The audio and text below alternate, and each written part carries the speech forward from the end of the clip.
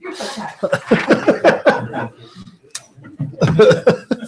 All right, I would like to call to order the Laramie County Community College Board of Trustees meeting on February 20th, 2019 at 7 p.m. Do we have to take a vote? No? It's like, okay. Let's see. The first up is the minutes from the January 23rd, 2019 board meeting. I make a motion that we accept the minutes as written, and they were absolutely amazing and long and perfect. Okay. Second that. All right. Trustee Merrill and Trustee Salazar both motion and seconded the minutes. All those in favor, please say aye. Aye. All those opposed? All right, motion passes. Now, the next one is the reports to the board on the faculty senate and the staff senate. It's just a written report only. So you can definitely review that at your leisure. The next one will go on to Vice President Rick Johnson on our construction update.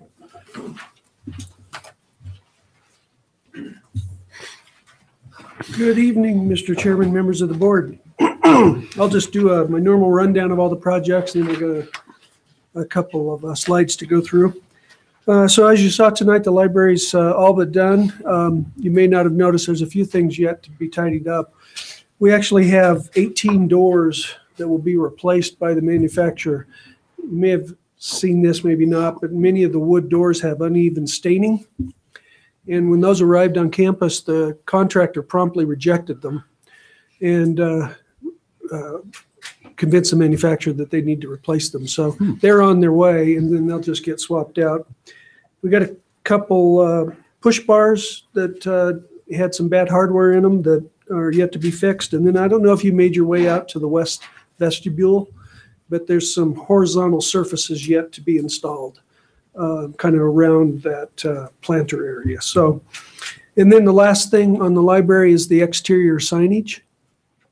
And the bids open next week, and then they'll go to fabrication. And the goal here is to have those installed by the time we have our grand opening, correct me here, Lisa, February or April 25th. Yeah. So once those signs get up, we're done. We are actually pushing some landscaping out to spring, just so we have a better chance of getting it to, take root. So it's a little too cold right now. Mr. Chairman, if I can interrupt Vice President Johnson quickly. So one of the things I think that really needs to be called out with the library project specifically is how much we were able to get done with the money that we had available. I don't know if many of you recall, but when we were originally talking about $5.5 million, $6 million, and even squeaking it up to 6.2 or more, we were really worried that we would not be able to get that project done. And if you go in there now and see the additional space and really the magnitude of that for the money, it's exceptional. Most of that you could credit to Rick. In fact, if I ever build a house again, I'm going to hire Rick to manage the budget with it, because he thought ahead with where the money would come from, how we would do it. And we had a couple of change orders and a couple delays, and to come in, on budget and to be able to get that much out of that project really is pretty exceptional. So I just wanted to go on record thanking you, Rick, for what you did there to make that work, because that library delivered, I think, more than most people expected. Thank you, President Schaefer. I don't know if any of that's actually warranted, because we had a contractor that really did a nice job on this project. And He's just trying to get and an architect. My house building. I think on that note, though, it is worth mentioning the architect of this project had a great vision for this with the money. And, you see it in how they arrange the carpets. You see it in how they arrange the color scheme, how they transmit natural light. All those features together just makes it high energy. It feels comfortable. It feels good. Yeah, this is a wonderful project. Yeah. The natural light, I noticed, Rick, was exceptional. You could tell they put a lot of time into They did. the natural light would come in. Yes, they did. It's wonderful. Yeah, we're also so pleased with that project. And we're not over budget but we've spent virtually every penny, so that's where we need to be. Business building, which you picked the option 2 project. We're still on track for that to begin in the summer, and it probably starts, not in the spring, but early summer, finishes into the fall a little bit. ACC project, still on track for beginning roughly the 3rd week in May, finishing up September-ish, maybe late October-ish. We'll see how we do. Res Hall, we've, as I mentioned before, I think we've struggled a lot with some early cost estimating that was just off the charts with regard to plumbing and mechanical. We've not been able to really solve that problem.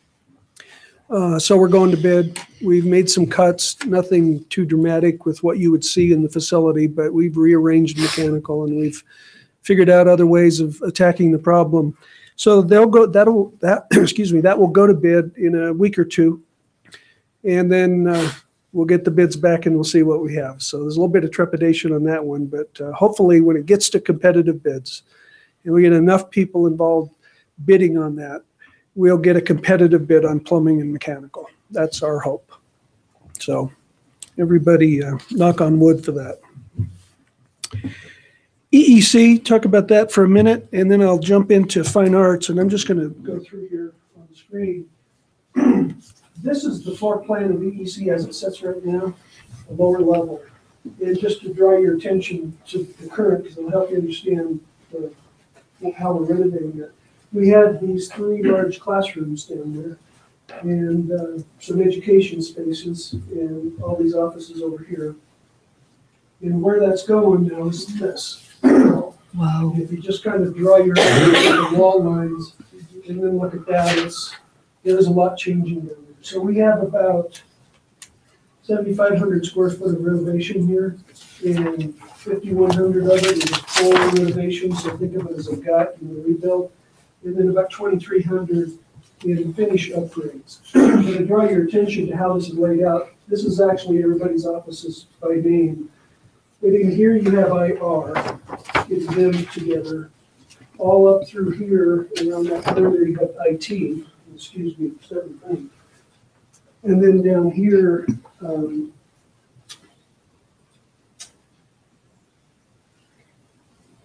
IR and then IE. And so they all are kind of in their pods so they can work and collaborate together. And then in the middle are these 2 conference rooms. And they will be encased in glass.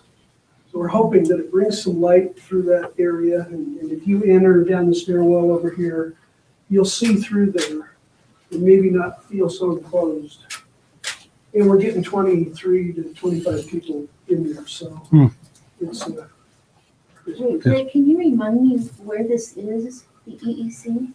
So it's the building that you walk through on the way to dinner. You go down the corridor and you take a right, and before you get to the cold arcade, you're in EEC. Okay. And so it's the garden level first floor of the EEC. Okay. This So will going down those stairs? Yeah. Okay, That's right. got it. If you think about the parking lots out here, you can actually drive around to the northwest corner. There's some handicap parking coming down on the lower pad. That's the ground level of this level of that building. Okay, thank you. That helps a lot. Thank you.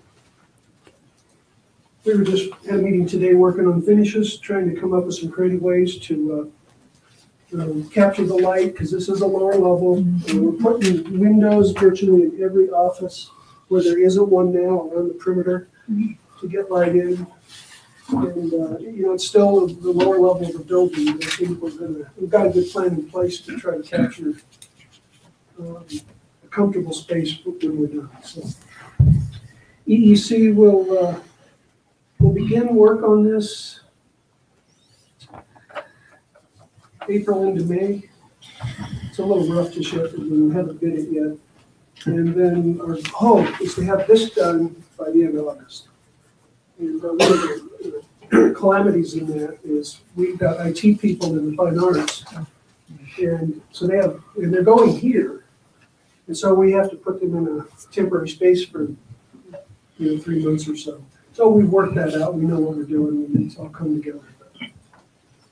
And then may I ask another question, Rick? So then when fine arts is done, is IT going into fine arts? And if so, what happens to these rooms? No, these groups all co-locate here, and these are all the groups under Dr. Bender. Oh, yes, those So are. he has all of yes. his areas. in one Where's place. his office there? His office is right here. Okay.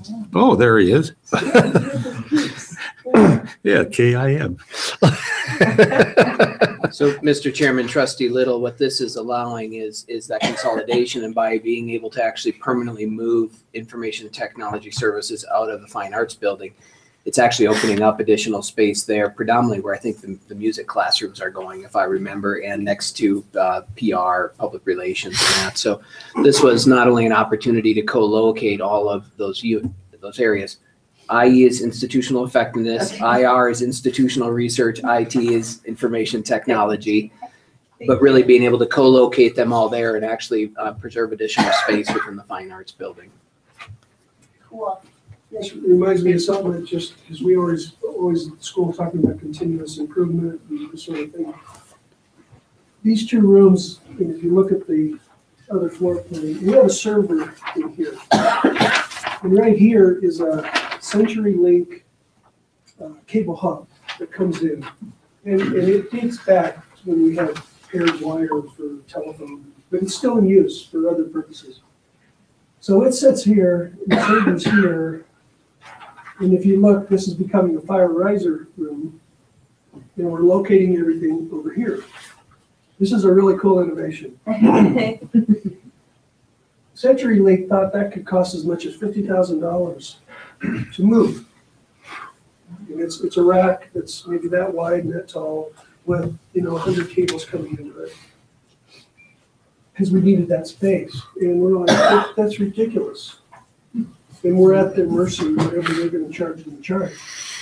All the cabling that comes out of that goes through a hole in the wall down by the floor, over here to a panel. I don't remember who it was in our group who came up with the idea, let's just take down the wall piece by piece till we get to the hole, leave the cable, don't disturb it, and then when the wall's gone, just slide it over. Perfect. It's just like one of those things that you just have to That's put it on there. great. That's innovative thinking. We need more of that. Rick, wasn't there an elevator in this area somewhere? No elevator Yeah, here? no, Right we have there. an elevator right here. That X. Yeah. Oh, well, this is. Says elevator. Yeah, I got it. It's an X on the other page. Yeah, Yeah. okay, it's an X on the other page. I got it. It's a very odd space because that's the ADA access zone. Okay. And there's a ramp that comes down and it makes it a challenge to come up with renovation approach. But the elevator stays. And then this will all be sprinkled, Oh, good. which is great because it helps us on our insurance premium. Sure. Every time we can take space that's not sprinkled and get it sprinkled, it's helpful. We get a lot of pressure from the property insurance. Any other questions on EEC? No. Okay. It gets funner. It's funner. Woo-hoo. Yeah. Out of order, but I'm gonna point out some things. You're giving away all the surprises. Yeah. So I don't intend to bore you with all this, but so just to remember, this is the whole fine arts building. They have the west fine arts and then the east. And then the auditorium that sits up here next to the new library addition. So just to orientate you. Call Could outs you say here. that all again? sorry? Could you say that all to me again, please, what you just said? So here, all the way over to here is the fine arts building. And what is this already? This All is, of that? Okay. and so sometimes you hear us refer to west fine arts, that's everything over here. The east fine arts, everything over here. And of course, we're putting the auditorium in here. And just for orientation, this is your library. That's the new library. And the walkway and the new patio that's been installed for the library. in this plan, you can kind of go through and see that we got PR in here in the foundation. Our print shop and all that's down here. Music is mostly right in here. We've got this music rehearsal studio here with an access here that's very intentional so that when you have performance in here, it can actually be a backstage place to get ready. And so forth. Sort of a green room, huh? Really? Don, I'm impressed. I built one of these, you remember? Oh, yeah, you did. I forgot about that. Oh, the things, it's only been 35 years ago. See? Longevity. There is access, you're saying there's access from that. And it's still there. Staging There should be area. a flexible space that's used in conjunction with that. It'll serve as a green room of sorts. And then over here, Can I ask we another have, question? Yes. Mr. Chairman? Trustee Little? I'm sorry about this, Rick, but I'm not very good at orientation. Sometimes, like if the meeting doesn't go too late tonight, or sometimes if I drop by, could you just like I'd love take to. me there and show me what you're talking about? Like this is gonna be this, and this is gonna be this, so that my brain can I'd look forward to doing do it. that. This stuff's fun stuff. Thank you. Let's do it. So education faculty that are in the basement of EDC now, which we're renovating, they come over in here. And up here is the two-dimensional studios, this is art, and the three-dimensional studio. You may not know, but we have a laboratory lab. It's kind of amazing what we actually have, but that'll be the 2D studio. So there's more to talk about here, but that's the general idea of what's happening in this building. So there's a lot of square footage here that gets completely remodeled, and there's some that doesn't. And I would call out our server room here is a very critical server room for the operation of the college, and so it doesn't get touched and has to stay in operation during the whole construction phase. You can't bring it offline. So there's some technical challenges there to keep that going. I have a question, Mr. Chairman. Yes, Trustee Merrill. Are we gonna do anything about the exterior? Do we have any money to fix the exterior as well? I guess that's not a question. We'll see. I mean, that's in the design development phase. Okay. But my better judgment tells me we have a very tight budget here. Yeah. And so where we end up there, I don't know. Might go later. You know, we don't want to cut back here. Yeah. This needs, at least in my own opinion, this needs to shine, Yep. and this needs to be functional Right. and upgraded and all those things. Yeah. The So it's studio rooms, will they be acoustically sound? So that if the band's playing in one room and the jazz groups in the other room, they won't hear each other? It's the plan. Okay. I'm not certain you end up with that very outcome, but I think there's a lot of treatments that occur to minimize that. The reason I asked that, they did accomplish that in the Casper Music Hall. What a fabulous arrangement they put there.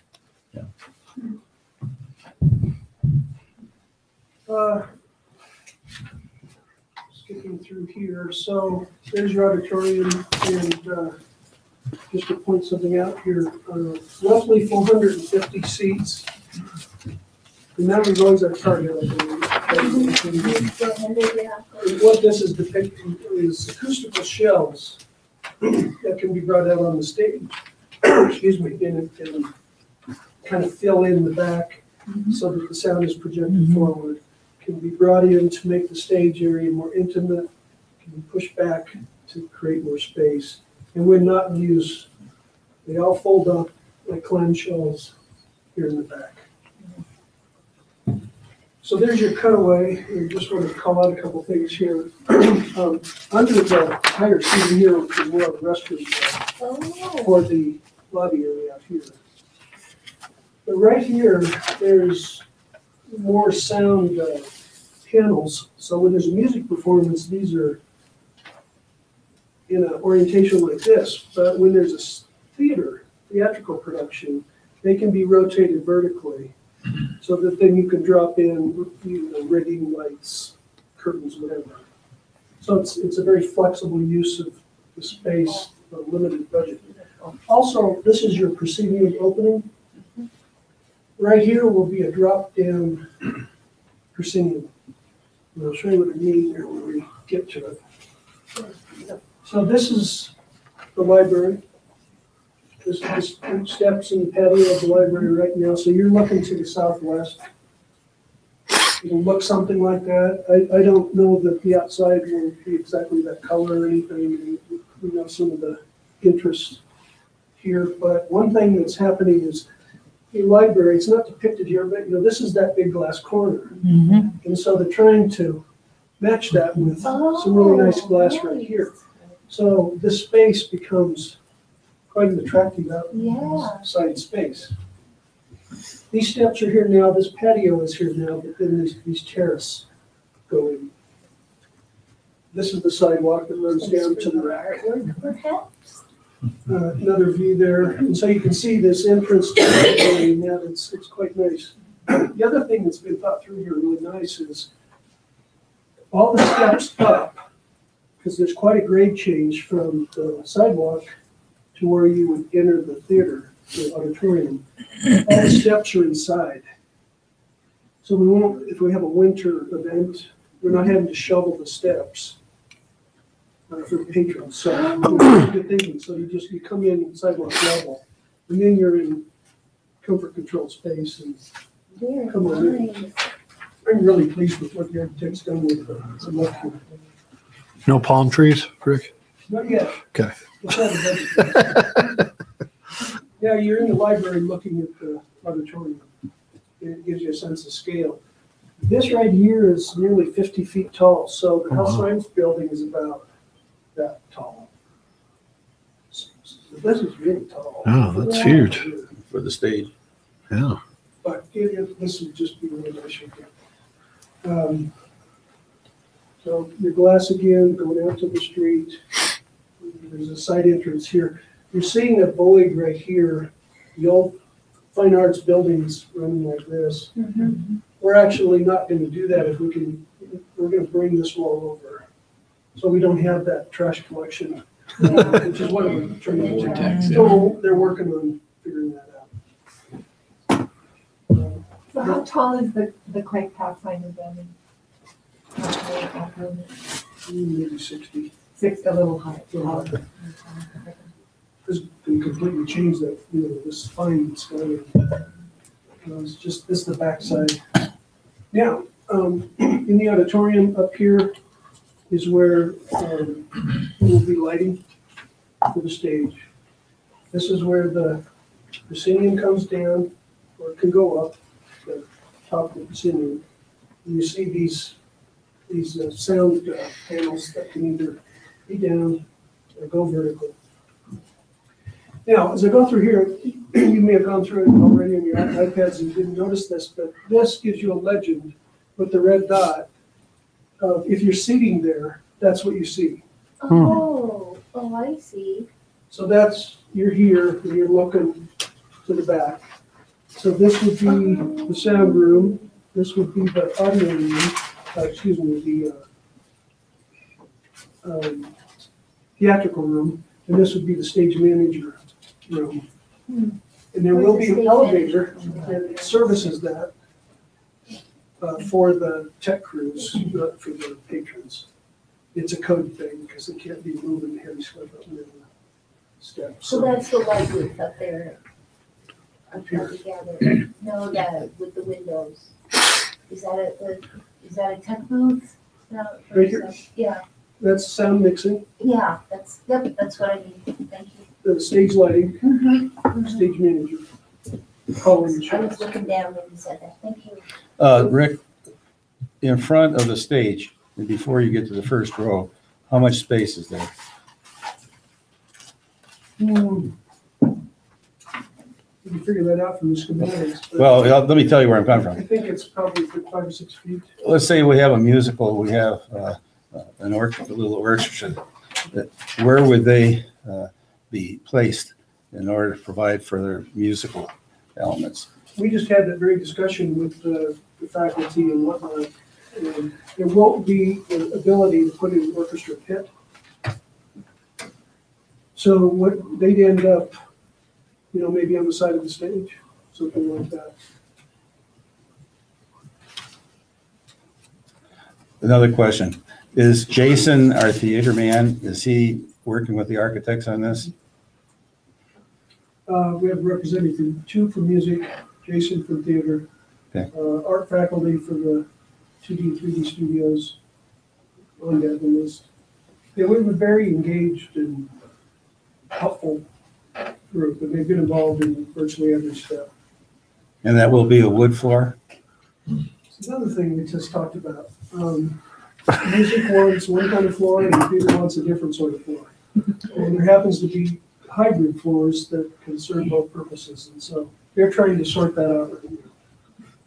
And then there's the color. A very important question, It is a very important question. because, and you are very aware of that, especially when you're dealing with dance. Mhm.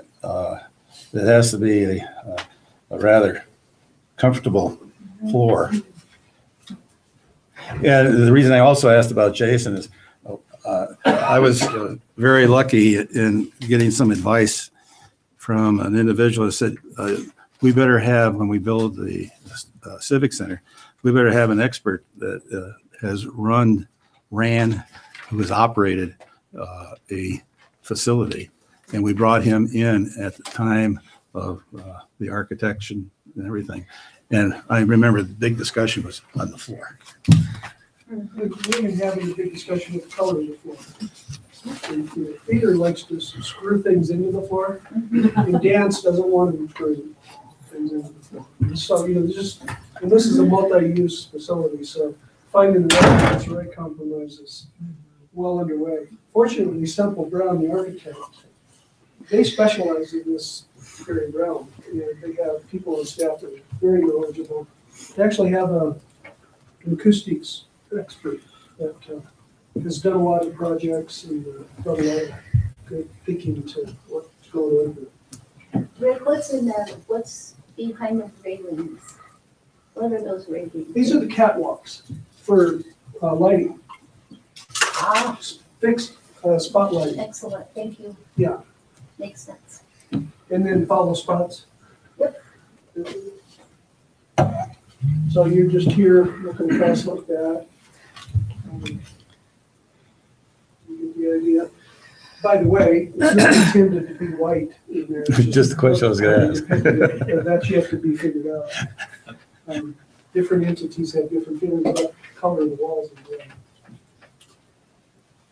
There you're looking at one downside here to the design, but it gets us a seat count, is you notice we don't have an aisle coming up. So I think you've got about 24 seats or so across there. So you're going in 12 seats, at most. But no one's, if the facility's full, it's not a problem. If it's something with a smaller attendance, people are going to avoid, getting clear in there maybe, unless they want to sit right in the middle. But that's how we get to the seat count. Has that been vetted? Just one aisle? Has that been really thought through? And I understand what you said about having additional seats. We can put an aisle in, but we lose seats. How many seats? And we're trying to stay on this target that goes back to when this was envisioned. 450? Was that? 400. is where we started from, so 450 was seen as a. How many seats would it take out if you put the aisle in?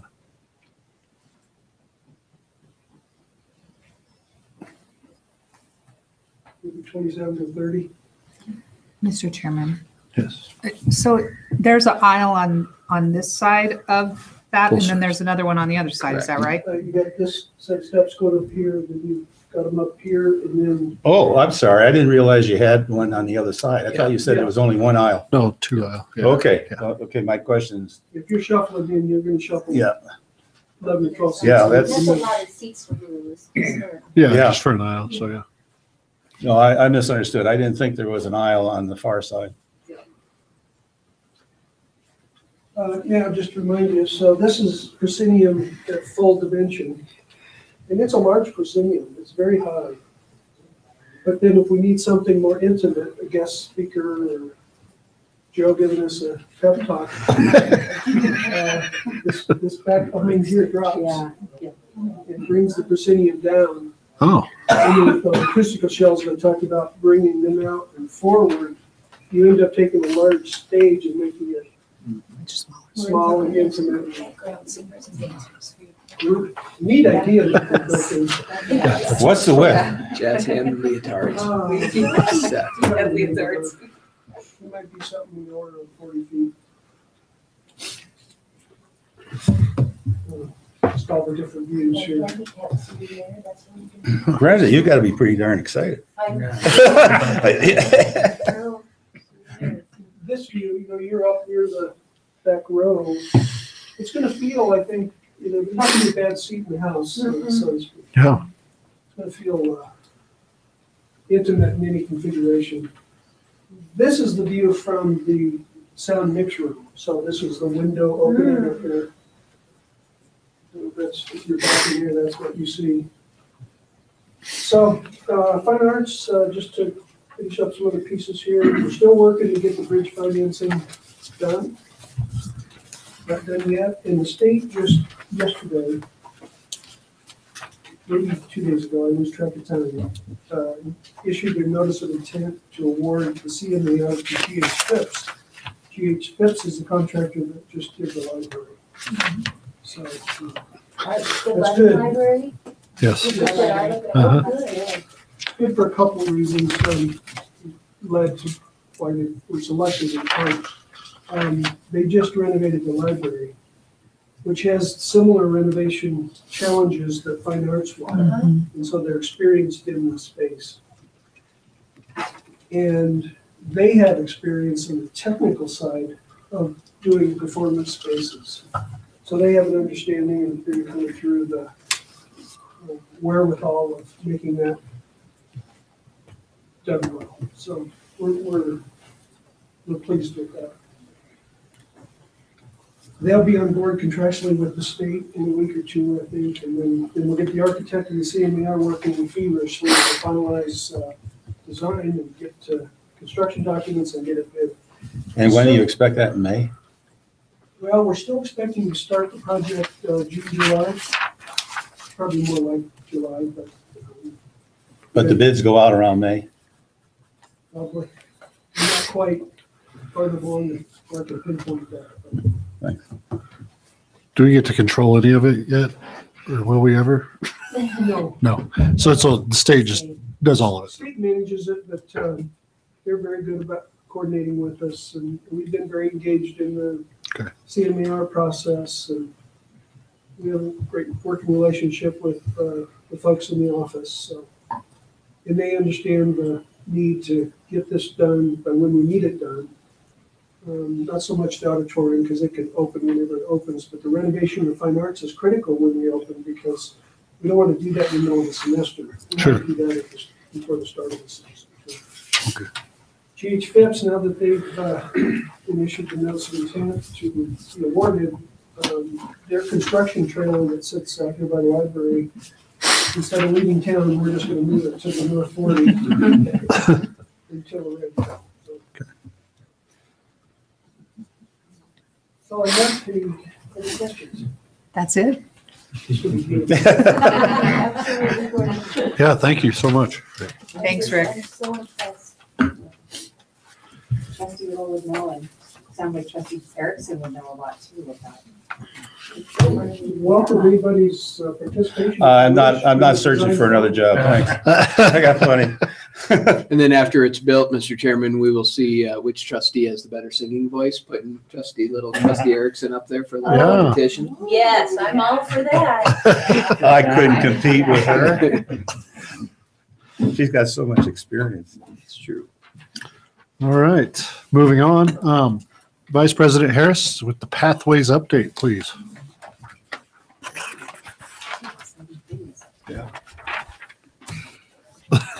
I was gonna try and black out the picture. You have a hard time competing with that. I know. Harris. Everybody's gonna be looking up here. Well, we have a lot of great things going on. It's amazing all the excitement that's going on. with Pathways. There is so much happening. It's incredible. So with some of our pathway groups, I'll give a quick overview. On advising, we've got EAB Navigate.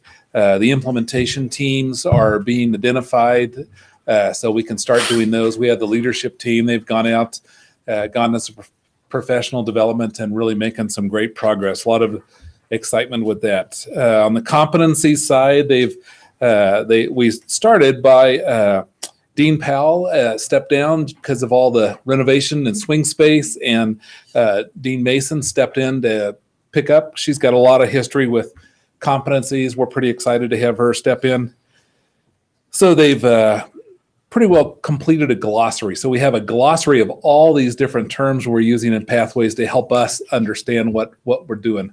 And they've nearly finished a manual that they were doing for competencies, and so they're making a lot of progress now. It kind of building on all the work that Dean Powell and Mark Perkins had done before.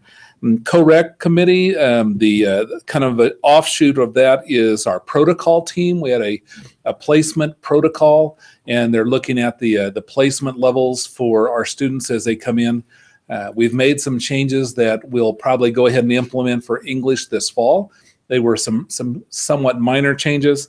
And then we have some other changes that we'll be implementing for math next fall. So we still have some things we need to do with that. Yeah, Mr. Chairman, just for the board's sort of background, especially for the new trustees. So historically, we have used, I think it was industrial approach assessments to determine the appropriate math and English courses that students would be placed into. So some of you may even remember when you came to school, it required to have entrance assessments. We have what's called the compass test or those types of things to do that. And what we've learned over time as part of Pathways is those tests are really, really poor indicators of whether or not a student can succeed in college level coursework. And so we've been working on the core requisite implementation for English and now with mathematics.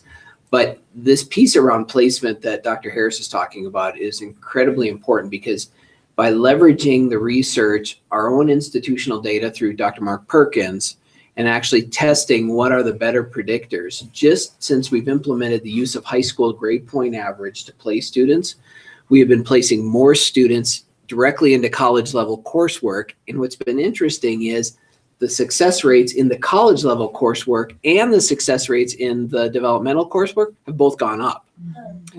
So at the end of the day, because we've actually been taking these strides that are somewhat scary for people because we don't have the test you take to figure out where you go, we're actually getting more students through college level math and English sooner than we would have in the past. This work they're doing now is actually going to take this the next step forward and will be critical in the way we're doing it. But there's some pretty big leaps, you know. So we're talking about guided self-placement and actually working with students. That's very different than come in and take this test and then your score is going to determine where you go. So it is maybe a little bit scary, I think, in some parts, but the literature is pretty sound, and I think this will make a big difference in how we get students through their college level English and math in their first year. Yeah, and it's really exciting. Actually, the best predictor that we're finding is those high school GPAs. And so one of the things we're doing, we had it at 5 years. This last year, we extended it to 7 years. Now we're looking at actually taking off the timeline, and because we're going to go to self-placement.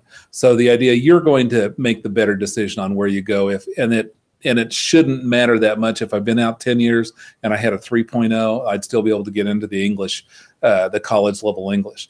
And one thing that was intrigued, because I was on these committees too, was finding out that the mature students are the ones, number one, our mature students do better. I think Mark showed us all that. You're more likely to be successful and get a B in class the mature students.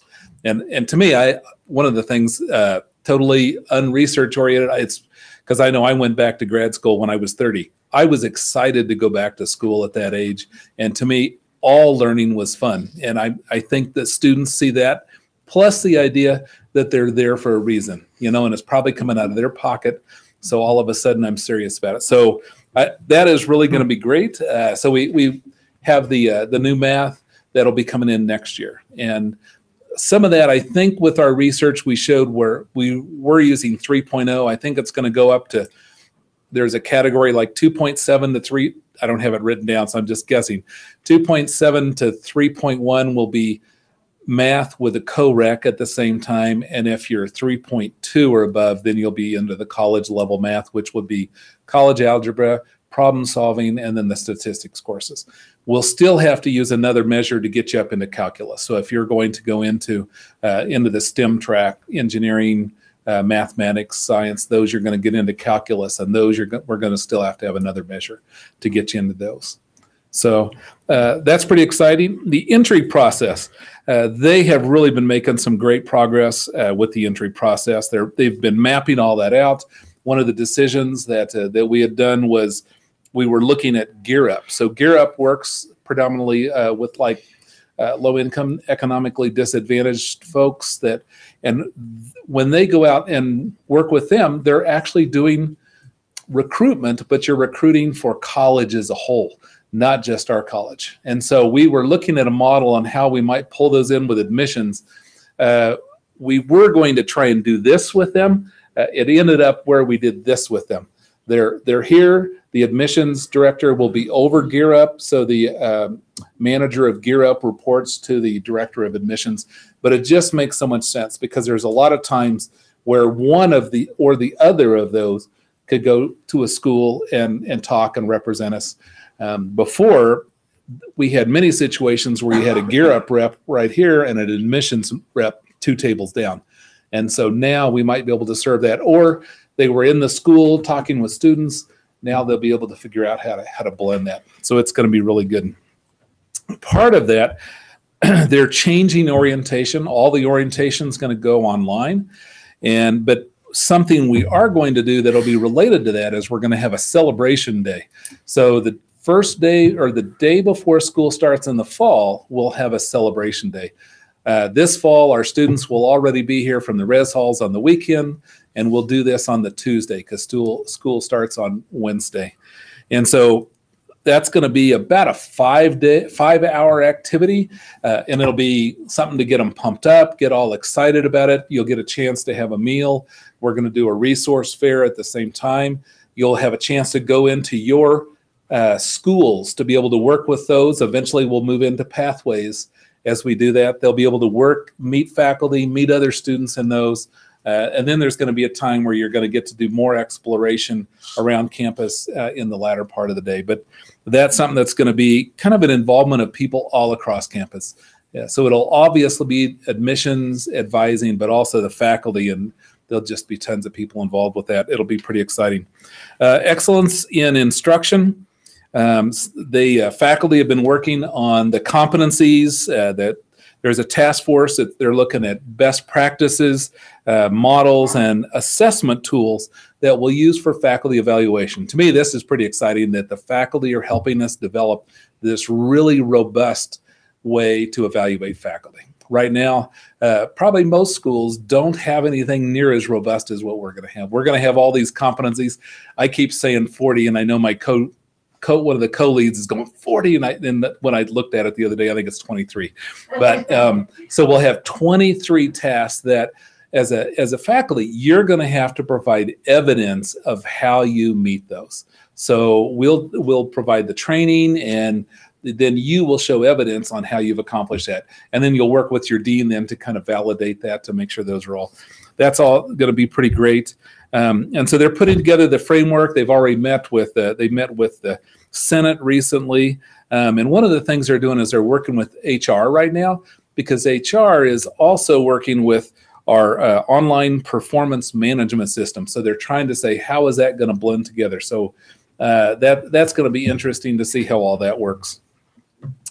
In our general education must-have group, they have put together a new draft procedure. Right now, we're trying to vet that and figure out what else we need to change and tweak before we actually go into consultative feedback. That's one that is going to really have a lot of impact all across campus. And it's really pretty exciting. They had 2 listening sessions on Friday. where they went in and basically they had a moderator, they had a panel of the people that are on the committee, and then they had a moderator who would ask questions, or they would work with the people in the audience and ask them questions. We also had people online, so somebody was monitoring that and they could ask questions. And so Brady, he was doing it as a Zoom, and Melanie, are the co-chair, they were the ones leading that. They had some pretty challenging questions, but they really did a tremendous job on answering those. So we are tying a lot of our general ed to the interstate passport. So the interstate passport is one that goes through community colleges and universities in quite a few states. It's definitely associated a lot with the witchy states, but it's reaching out into other areas too. University of Wyoming has just approved that they're going to also work with the witchy passport or the interstate passport. And so we are tied really closely to it. And so before, we had students that could have completed all their general education requirements. We had other students who had met the requirements for interstate passport, and they weren't necessarily the same. So now these are going to be like this. So it's pretty exciting. We've the dean group, my leadership team, we just came up with a list of what we're calling priority gen eds, ones that we want to recommend that we think are the best fit with all the requirements and expectations we have. And then there is a team with the Academic Standards Committee. That's the faculty-driven organization. It's our curriculum committee on campus. And they have put together an ad hoc committee that's going to identify the priorities. So they'll take ours. They're working with recommendations from our registrar and from, I think, the committee, and they're going to try and put together then our priority list. Some of those, so as an example, cultural awareness, which is no longer going to be one of the gen eds, but right now cultural awareness has 53 different courses. That is just way too many. There's no way for students to make that decision. How in the world do I pick from that? So we're trying to greatly reduce that down and try and get meaningful, broad-ranging gen eds that really do the purpose of what gen ed is supposed to do. Right now, we have a lot of courses that people were able to get with those standards on them, but they're not necessarily probably the best for meeting the intention of general education. So that's pretty exciting. And we're at such a point that they actually have taken. And so Brady is taking half. He is going to continue to work on the side that's looking at how do we provide the training, the development through this? How do we support through at least the fall of 2020? And then Melanie Young, our other co-chair for Gen Ed, she has actually been, she was just elected as the chair for the Academic Standards Subcommittee on General Education. And so she will be the one, her group now will be vetting classes to make sure. So we are going to take away Gen Ed status on every course in the next catalog, not the one coming out here in a month or so, in the next catalog. So that way we have a year to be able to transition from one to the other. Program maps, they're actually working with faculty in those different academies, starting right now, actually trying to develop our general education processes. And last but not least, PR is working with us to try and figure out how to roll out our website, because the website's going to look very different, at least where all the coursework is and the programs, all that is going to look different. But I know 4 or 5 of us met with PR, had a really good meeting looking at how that's going to shake out.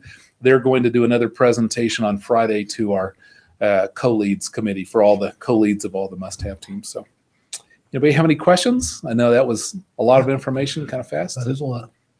Questions? I don't have a question, but I'll tell you, it's really comprehensive what they're doing. It's fabulous, the amount of work that's being done across the faculty and the administrators. But I must also say, I'm still looking for the financial literacy component in the general ed, and I haven't been able to find it. I thought maybe it might be somewhere in economics. I don't know, but hopefully someone will be able to illustrate to me that there is going to be some attention to financial literacy. I think one of the exciting things about the guided pathways is we really want to look at what are the career opportunities with our different degrees and credentials that we have. And so we want to show them what those opportunities, what kind of salary you're going to make, and all that is going to be very upfront for people when we get there. So when I look at it and decide what I'm going to do, I can look and see, oh, with an associate degree, I can go out and make $50,000 with this occupation. On the other hand, I know I was just talking with Jonathan Carrier, one of our psychology instructors, and we were saying, you know, we need to make sure on his that we say, because right now the draft he has says 71,000. It's like with a master's or a PhD. So you're going to have to go all the way through. So we just want it to be, you know, very upfront to our students. The psychology degree is a great degree, but you're going to have to go all the way and get these graduate degrees to be able to be a licensed counselor, being a psychologist, et cetera. So, all right. Yeah. Thank you. Oh, Actually, Celebration Day, was that something you were looking to do beginning of this fall semester? Yes, we're actually going to start this fall.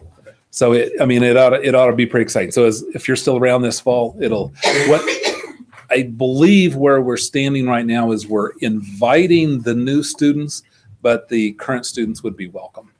So like you would get an invitation if you're a new student to come in, but especially students in the res halls, you know, there'll be banners around or things to let them know. And I'm wondering if maybe that would be something that would be a good idea for the student government to be present for that. I think as part of the resource fair, yeah, we would. So it would be the same type of resource fair that Zeke does, like a weekend to school where we talk about all the resources, and you guys definitely have a table at that. So yeah, I think you would sure be welcome, and we would want you to have you there. So Mr. Chairman, members of the board, to put that one in context. So as the entry process team was working, what we're trying to do is find ways to streamline that process. You know, some of the frustration you've heard is I'm hanging up waiting until my high school transcripts get in, and then I got to wait to get my placement testing done, and then I got to wait to meet an advisor. I've got to take orientation. You know, all those things as we've done the right steps, but it gets frustrating for somebody who wants to be able to get in and get going on things. So the changes to the placement process, and we'll remove some of the barriers to the wait for the transcripts. This celebration day, one of the things that the team recognized is there was really two components to orientation. There was the orientation that was much more, I would say just the general nuts and bolts of the institution, of becoming a student and all of that good stuff. And then there was the piece that was more about getting on campus, engaging with people, seeing everybody do that. Well, when we packaged that, it required us to have these long face-to-face orientations that would have to be scheduled all the time. And then you try to fit your students in so they could figure out where they got in. So students would get frustrated. I have to wait for orientation. When's the next one? And then we'd say, but we only had 3 students for this one, but we had 50 and we tried to scale up for this. What they've done is they're taking the nuts and bolts stuff and putting that in an online format that a student can go through at any time. And then instead taking this celebration day and say, now let's take all the things we want them to be here and capture them when they're going to be here. Well, most students are going to show up when they got to come to class. So that day before the semester starts, we can actually capture the vast majority of the incoming students and really treat it as a celebration to do more of those face-to-face things. So it's accomplishing the same goals that the orientation does now, but doing it in a way that will actually streamline that entry process. And that's the level of thinking that these teams are really moving through when they talk with students and think about how they can reimagine the experience here at LCCC. So, and I would say, Austin, definitely there will be involvement of student leadership on the celebration day. So actually something that Dr. Schaefer brought up is we're changing the way we're going to look at transcripts. We still need official transcripts, but the way it is today, you have to have your official transcripts before you can get into a residence hall, before you can sign up, we have this whole list of things you can't do without official transcripts. Well, that's quite a bit of a hassle sometimes, especially if I'm not from here, if I'm from South Dakota, if I graduated 10 years ago. And so now we're going to allow an unofficial transcript to get the ball rolling. So we're going to be able to do a whole lot. Then we'll still work through the process to get your official transcript. But as an example, with our local students, we can get on the computer, pull up and look and see what your transcript and your GPA and said, you're in, you graduated, you're in. And we can move forward. And so it's great as they look at those entry process and say, what are the roadblocks that we don't see but the students see? And they get pretty frustrated, and we're going, oh, well, no, they just need an official transcript. It's like, yeah, but you don't know what that really means. So I think it's exciting as we identify some things like this that we can improve on and move forward.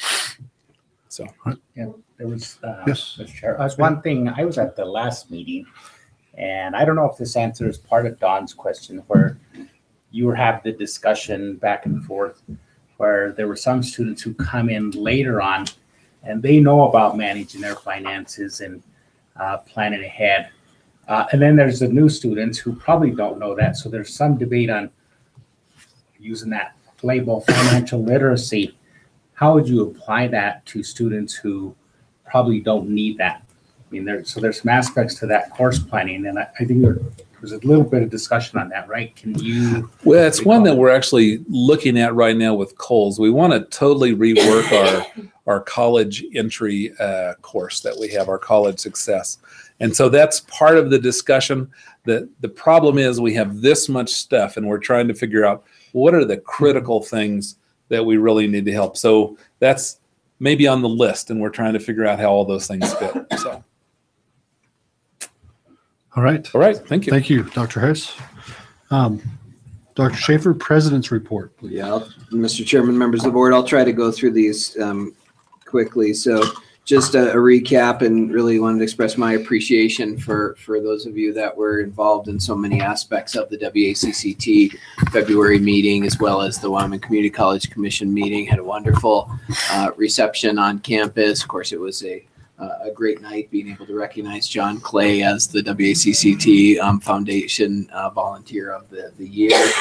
So just always a wonderful time to show off our campus, show off our people, and really have the engagement with all of our colleagues across the state. And so I know Trustee Erickson, Trustee Salazar may comment on some of the details associated with those meetings, but just wanted to personally thank you for your involvement in that and taking the time to be part of the lunch with the commissioners. So my thanks.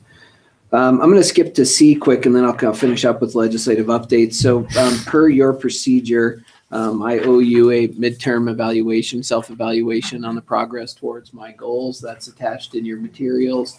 Much of it really addresses or ties to the reports that you got from Vice Presidents Harris and Johnson regarding guided pathways and the Building Forward projects, but also reports on the other goals dealing with strategic programming plan, activities in terms of state and national leadership and professional development. So it's there for your perusal. Happy to answer any questions if you have them, but really trying to make sure I'm adhering to your procedure and giving you progress updates on those goals.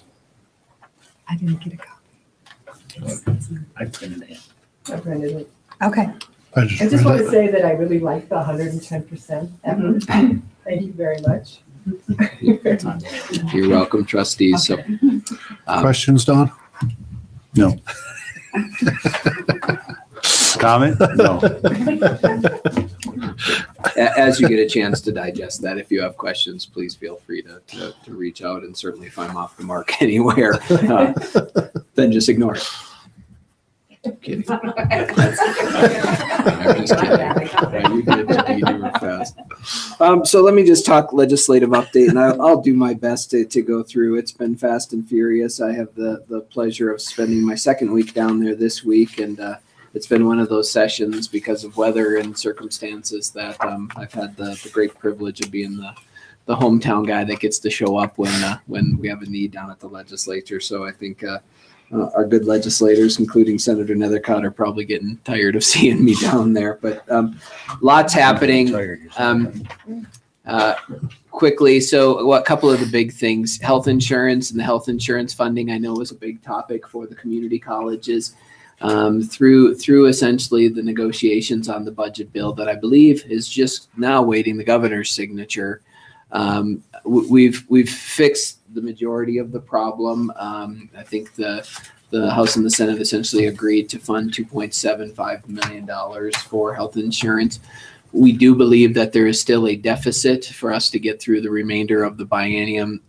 What the message has been from very intelligent people is settle down. There's solutions to get you through the biennium. We'll figure that out. Let's get through the legislative session. Let's talk about how we finish the biennium, and then let's talk about a long-term solution as we build the next biennial budget. So while there's some things that are yet unresolved, really where we got by the good grace of the legislature, I think puts us in a much stronger position than where we could have been because of the way those budget cuts were handled previously.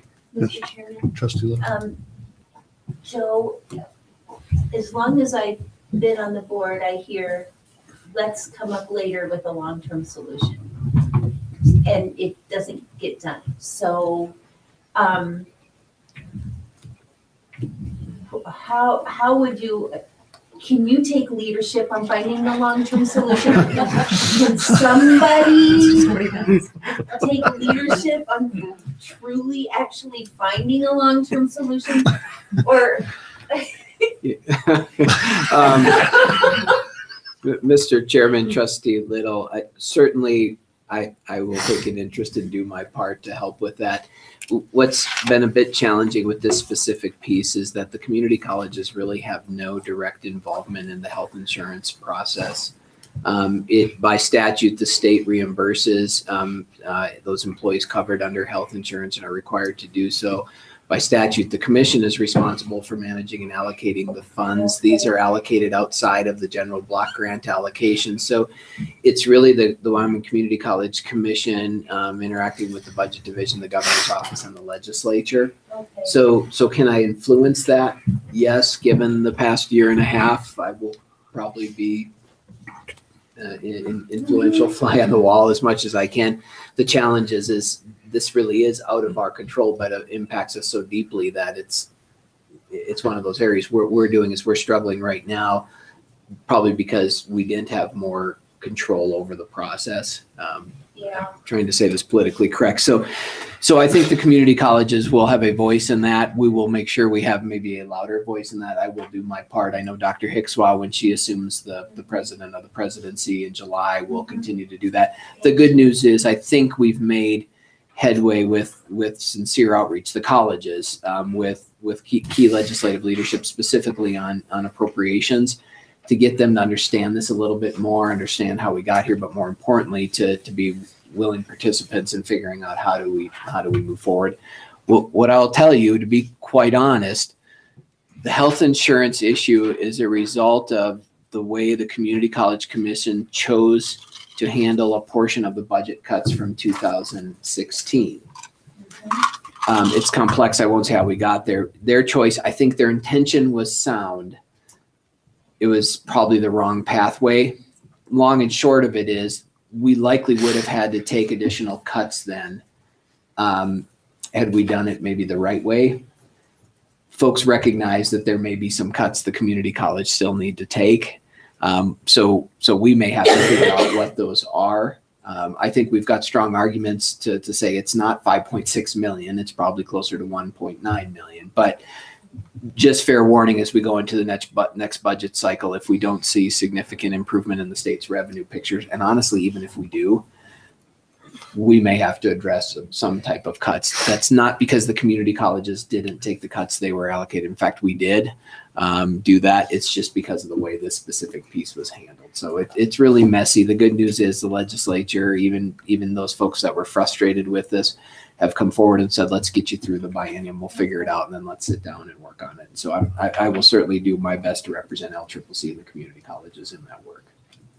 So who said let's sit down and work on it? Mr. Chairman, Trustee Little, I think everybody, including the governor, legislative leadership, the commission, and the budget office, we recognize that it's going to take all of us to sit down and do this. Okay, somebody has to schedule the first meeting. Duly noted. You know what I mean. Mr. Chair, I'd like Yes. to kind of follow up on a little bit of this. And I recall Dr. Joe making a comment at our WAC conference when we had a thorough discussion about the health insurance shortfall and the supplement. That, yep, that's a task for right now to get as much of that 5.6 million as we can, and then look at what we can do for the rest of the biennium. But then the third thing was, is the legislature really willing to see the community colleges address the economic development and the attainment goals? Because we have a cap on our employees as far as how much we're going to get for health insurance coverage. I don't know if it's 1798 or 1710, but the figures, whatever it is, that has to grow. And if it maintains at a level, we're stymied. How can we possibly grow? So I think that's part of what I hear you saying is we need to have a plan to do it. And I also am appreciative to all the decision makers at the state saying, hey, hold your pants up. Don't get worried about it right now. We'll work it out down the road. But I'm concerned about, just like what Trustee Little said, this growth. If we're expected as colleges to achieve an attainment of some level of 67% in just a few years down the road, and we don't have additional employees to help us achieve that in certain areas, I think we're really going to have I don't say a stalemate, but it certainly is going to hinder our capability to achieve that attainment. Mr. Chairman, Trustee Erickson, that is one of the policy positions, at least philosophically, that we'll have to ask Governor Gordon and ultimately legislative leadership to take. We need to know what are the rules of the game that we are playing. If the expectation is that employee counts at the community colleges will not grow and can only be, then economic diversification, these other things can only be addressed through reallocation, which means stopping doing some things you're doing now so you could do these. That's a very different directive than saying, no, there could be modest growth in the number of employees, and the ones that we would cover for health insurance, given certain circumstances. We just need to know what the rules of the game are. And right now, the indirect, informal messaging is that we should not be growing employee numbers in any case for the most part. So we're gonna need some of that direction. Whether we get it firmly, I don't know, but I think that is a question in many of our minds: is what is the benchmark we're working to, and if we're going to do more, are we doing more incrementally, or are we really stopping some things to be able to do those things? And I don't know where the governor stands on that, and I certainly don't know where the legislature ultimately stands on that. Mr. Chairman, can I throw out, I want to Trustee build on Little. also, thank you, what Dawn is saying, but is it, first of all, do you feel that our legislators are well informed about the community colleges, and would it behoove the community colleges in conjunction with the commission, or maybe outside of the commission, I'm not sure, to have some kind of a summit with the colleges and the legislature to say, this, here we are, here's what we want to do for you as a state, as a politician, here's what we want to do for you, but this is what we need from you to do that. In areas of attainment and budget and employees and buildings and everything. Is that wacky? No, Mr. Chairman, Trustee Little, I don't think it is. I would say, and maybe this is a biased perception at this point, I think the colleges themselves have done a fair job over the last few years, actually a pretty good job of building a pretty broad understanding and support across the legislature for the work that we are doing. And generally there seems to be a building consensus that they understand the importance of our work, and we're seeing some of that support emerge in legislation. Could we do better by having a sort of unified strategic plan or focus for higher education? You bet. And I think that's one of the things the Higher Education Attainment Council will help develop with their 5-year and 10-year plan that will start playing out. So I think we can do better, but my impression has been, just based on the language in the discussion, is that the legislature is in the 7 years I've been here, I would say much more informed, much more engaged and supportive of the community colleges. In fact, I still continue to hear people say, you don't push hard enough because you don't realize the amount of support that you actually have in the legislature. But in terms of really laser-like focus on these are the things we need to do to help move the state forward, we could still tighten that up. I don't doubt that. And I think we're moving in that direction. Okay. All right, let's keep going here. So that's great conversation, but just want to hit on a couple of high notes. So yesterday, the governor signed House Bill 58, which was the Wyoming Investment in Nursing. If you remember, this was one of those bills we were watching. We needed to see the sunset get extended. Originally, the bill was set to extend the sunset to 2030, and eventually it was amended to say, just remove the sunset. It's a good program. He signed that in. That is essential funding for our nursing programs across the state. So wonderful to see that go through. House Bill 78, which has been, I believe, signed into law, deals with really major maintenance funding, but a few other key pieces for us. I think Vice President Johnson tells me this is the 2/3. We like 2/3 of the bill. The third we don't like is it actually will change our major maintenance funding. Instead of coming in lump sum payments by the biennium, will actually come now in quarterly payments to help the state with cash flow. And that may cause some challenges for the colleges just to manage our projects, knowing that we won't receive all the funding at one time. The two things we do like about it, though, is that actually increases the threshold of what we can hold in our reserves. As you recall, that used to be 8%. It is now 15%. And the other one, which is directly important to us, is it raises the threshold at which we are required to get legislative authority for a capital construction project. It used to be $1 million. It's now raised to $1.5 million. So to put this sort of into LCCC context, had that not changed, we would have had to wait on the business building major maintenance and facade upgrade for another year and take it through the legislature, because it was about $1.09 million. With this change now, we can work through the commission and the state construction division and move forward. So that's very important, important bill. So that's why Rick calls it the 2/3 we like bill piece there. I know some of you have asked, the other gun bill, essentially House Bill 153 is dead on some type of technicality with the committee. I'm not exactly sure how it worked. The good news is we don't anticipate that we will actually see that. What was 153? The House's version of the gun-free zone, yeah. House Bill 204 is the common transcript bill. It made it through, I think, first reading in the Senate today. It's an interesting bill, and I don't know. I think things will change with that. It was some legislation that happened last session to try to get the colleges and university to have a common transcript, which was really trying to address transferability of specific courses and really applicability of those courses to programs.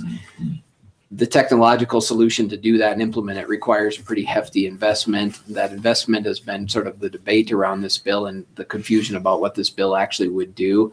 I would say the colleges are probably a little confused on what this bill would actually do. So I anticipate some conversation with our senators here over the next couple of days, and we'll see where that bill gets to. House Bill 203 was the campus safety and security matching funds, and that was essentially stripped of all the funding, which made the bill die essentially. So, which is too bad. House Bill 310, which is Speaker Harshman's bill, it's called Wyoming's Tomorrow, sets the stage for the WACCT's number 3 priority, which was to study and essentially develop or bring a proposal for the development of a large-scale adult-based need program for the state of Wyoming, similar to the Hathaway on magnitude, but focused more like our Rediscover LCCC is. It's not a perfect bill, as some legislators have pointed out to me, but it is one of our top priorities to actually have the state try to address the large lack of need-based aid, especially for re-engaging the adult populations. And so we'll see where that goes. Where is it, Mr. Chair? Where is it now? It's in the Senate. It'll be up, I believe, for second reading tomorrow, unless the Senate took it up again today, but I don't believe that they did. So it's not the perfect bill, but it's the right thing for us to be working on. And it is a priority. Is there a fiscal note? Mr. Chairman, Trustee Erickson, that's some of the confusion with that, because in the current bill, there is reference to an endowment program. I think in fact, Senator Rothfuss very wisely said, might be premature to be lightening a bill like this with specifics about an endowment, when really what we want to do is research and ultimately propose how this program would look. So I don't believe it has a fiscal note. If it does, it's probably very, very modest and is associated more with the cost of doing the research and the study than the actual program itself. Originally, I think the bill included a $200 million price tag. That I think will be removed, but it does set the stage of those things. Yeah. of the magnitude of this. It took $400 million to establish the Hathaway. So to understand, if you want to start building towards something of that magnitude, it's going to be a significant investment, and probably why the study I think is more important. Not necessarily because we need a lot of time to figure out how to design the program. We need time to get people to understand truly the need, the context, because when you come back and look at something of that magnitude, there's got to be general awareness. And Mr. Chairman, the legislation directs this study to the Attainment Council, or who else? Mr. Chairman, Trustee Erickson, that is changing as it works its way through its Senate. It originally established a task force that was made up of a variety of individuals. It seems to be moving more towards a legislative task force, or perhaps an assigned topic to the Joint Education Interim Committee. I think that seems to be the interest of individuals on House Education to move in that direction. And if I was following the amendments today, I think that's the direction it's going, where it'll be more of a Joint Interim Committee topic versus an actual task force. As I've shared with some legislators, I'm not so concerned about how we get there. It's that we actually get there. So we'll leave it to the best judgment of our elected officials to figure out the best pathway to do that.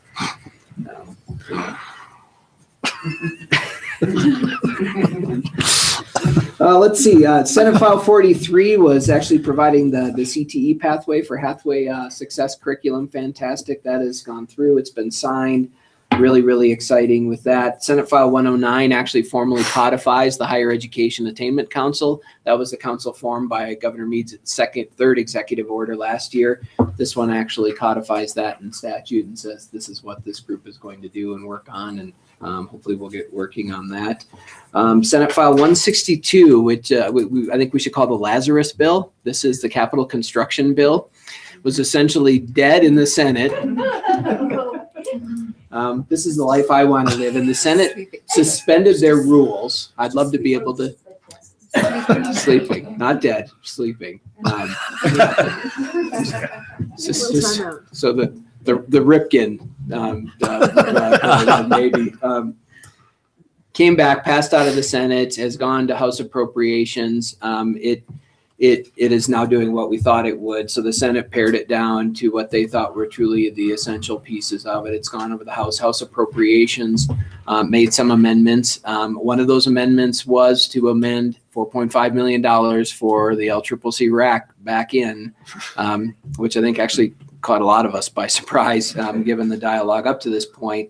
And a few other amendments, if I understand, that will go to the House floor. That will be one of those that will go to conference, and we'll see what happens in there. I think there is a legitimate chance that it could still basically die, and there would be no capital construction this session. So it'll be a zero for all capital construction. Yes. Yeah.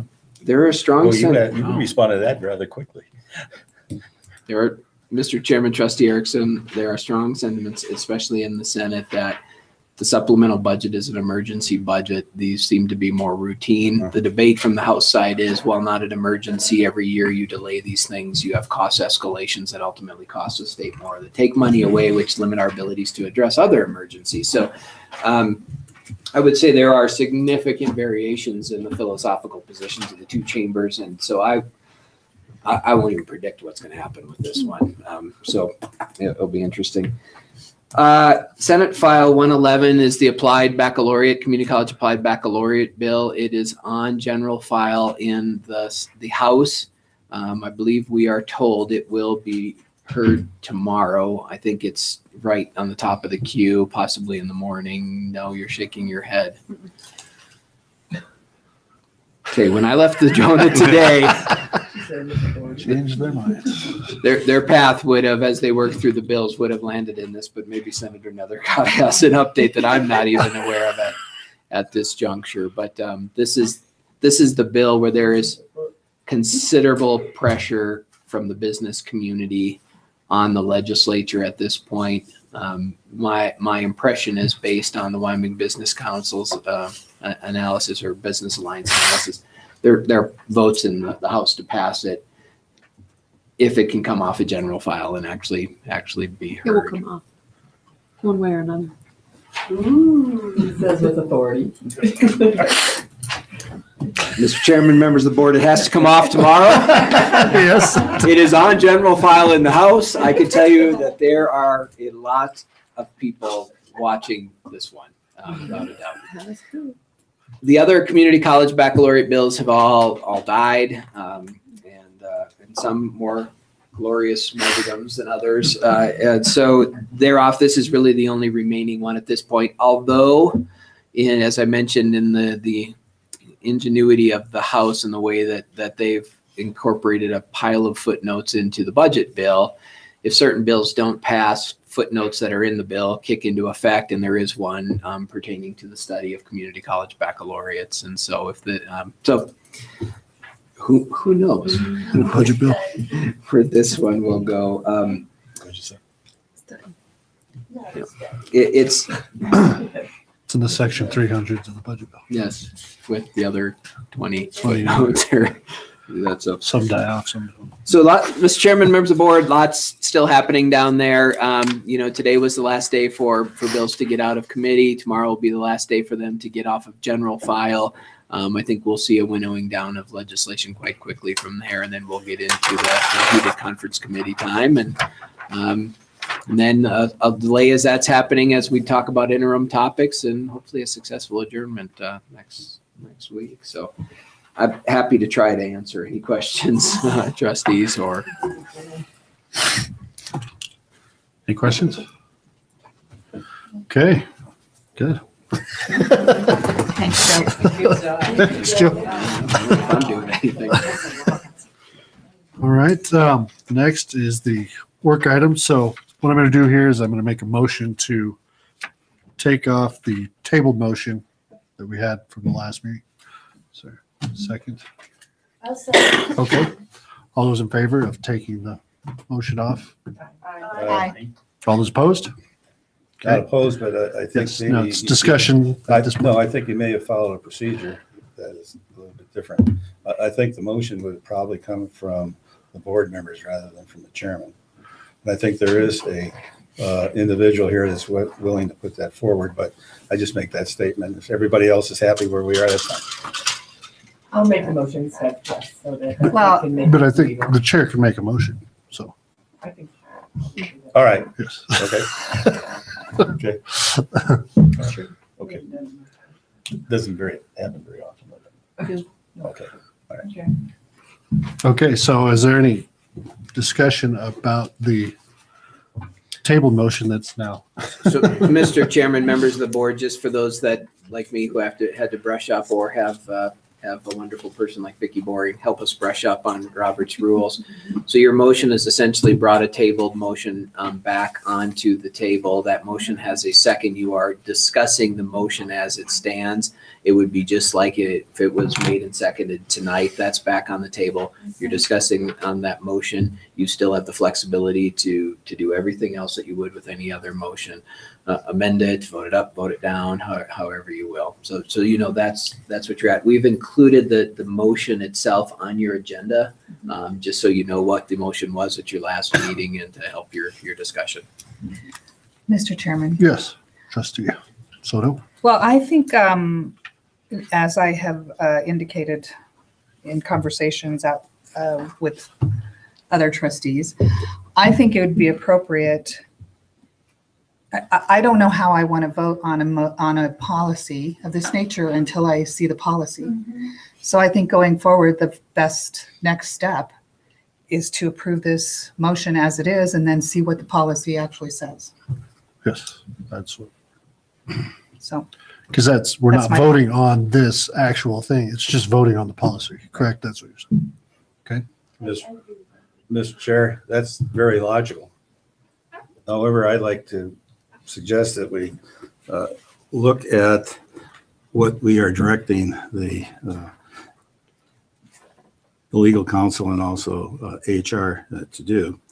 And given the, I don't know, given the report that we got from our legal counsel, and I'm reading from our minutes, if the board chooses to move forward with this policy, their rationale must be stated. Proclaiming too many tax dollars are going out of the county would not be sufficient justification. That seems to be one of the justifications that we have been talking about. Another is that we want to have community involvement.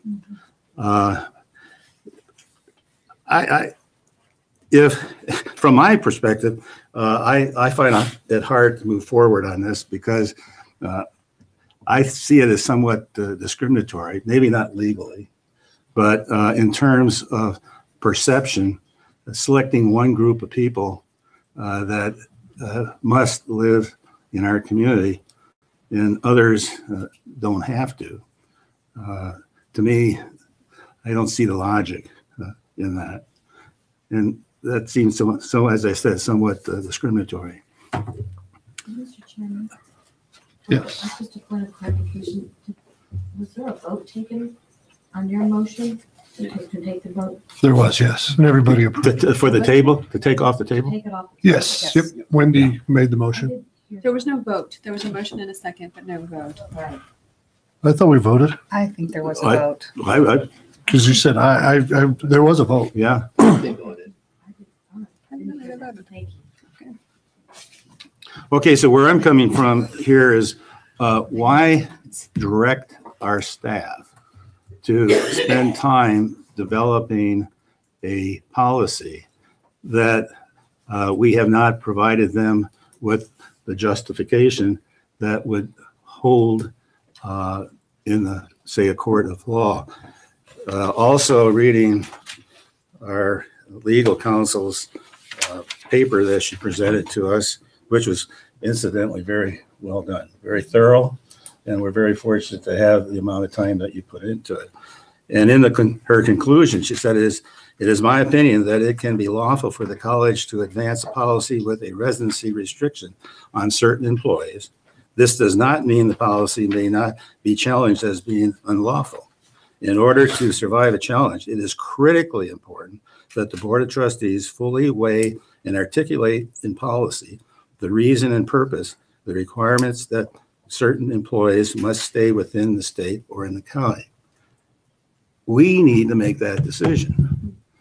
By passing this particular motion, we're kicking the ball to Dr. Joe and to our legal counsel, as I see it. So I'm going to vote against it. Can I make an amendment that would add those two things? I'm Yes. sorry, did somebody move in second to discuss the motion that was brought off the table? No. So my understanding of what has procedurally taken place is there was a motion to untable the motion, which was seconded. Evidently, there was a vote that took place in support of untabling that motion. Now there needs to be a motion on the substance of the motion of the bill or of the policy. What is stated here, where somebody would say, I move that the Board of Trustees, what has been written for you here, someone needs to do that and then second that, and then you vote on that. So right now it's currently being discussed, the merits of moving forward with a motion, which I think Trustee Soto was in the process of doing. Vicki, does that make sense to you? It does. Okay. But there's already a motion and There's it's no- been seconded, correct? Has there been a motion and a second based on this? Yeah, because There there was was last a- previously. Last The month. last chair, so it was an active motion that was tabled. Once it's untabled, it still remains an active motion. Right. So we'd have to amend the, Then you're discussing the motion. you're right. that we want Is that- but- But you can amend that motion, correct? Since we are talking about the motion. You're discussing the motion Right. now. If you want to offer a friendly amendment, or Right. an amendment of any kind, you can, yes. Okay, can I bring a friendly amendment and make it for the reasoning behind it would be community, number one, and safety, number two. Both of those reasonings. One being community involvement. They need to be, in my opinion, within the community they're working at to uplift the college, be with it when there's trouble. I mean, you know, they need to be involved in the community, not just everybody else within the college taking all the brunt of the good actions or the bad. Safety would be if, say, the dorm catches on fire and the person lives in Denver, they're not going to be reasonably here to take care of that said situation. There needs to be some sort of accountability for their position as a director or anything of that nature. So those are the two reasonings I would put. Is that good for your? That's good, and may I, Mr. Chairman, add something that I like to have senior leadership defined as the president and the vice presidents. Let's name who these groups are, and if you want to go deeper than that. I felt director up. Director up. So how many people is that, director up? 34. No, currently it's 6. How many? That's a lot. No, Mr. Chairman of the Board, Tammy, they're talking about the number of people we have that have the title of director, dean, or above. That's more than. Was it 16 or? That was in the presentation. It was, yes. I remember 34 for some of you. That was the bottom tier, I believe. Oh, that was all the employees that do not live in Laramie County. Okay. Well, you haven't made your amendment. You're talking about your amendment. I did make, we're just waiting for the number. Okay. All right. To see. This was asking for clarification. Yeah. Mr. Chairman, the number of employees that fall into administrators and managerial is 64. We have 6 out of that 64 that currently live Okay. out of state. So, and also within that amendment, it wouldn't be, they would, if they live, yeah, they're grandfathered in at this point, which in my opinion would leave out the legal course because nobody's going to come take a job here and live in Fort Collins and then decide to fight it once they took the job. I mean, in my opinion, I don't know why that would be, but. Speaking, did we get a second? Well, I made the Chair, amendment, so. Mr. Chair, I think where we are is you've offered a friendly amendment, which Carol has to, Right, that's what. with trustee Merrill has to accept. Sure, I make a motion that we accept the friendly amendment. Okay. And then can everything be restated so we know what we're talking about? Sure. So everything that's on this portion that's red here, right? Out loud. The next one would be director and above, grandfathered in, and then it would be number 1 would be for community involvement, and number 2 would be for safety. Those are the reasonings. Okay, so that's the That's the friendly amendment. That's the amendment. So the two aspects of the amendment are grandfathered in and safety. And the reasoning, And community involvement community for that. involvement. Mr. Chairman, if I may, Executive Director Mays actually brings up a good point as you think about this. So you're referring to titles of positions. We have classifications of positions, and within classifications, you have title change. So just as a reminder, we have administrative, managerial, professional, faculty, and then classified staff.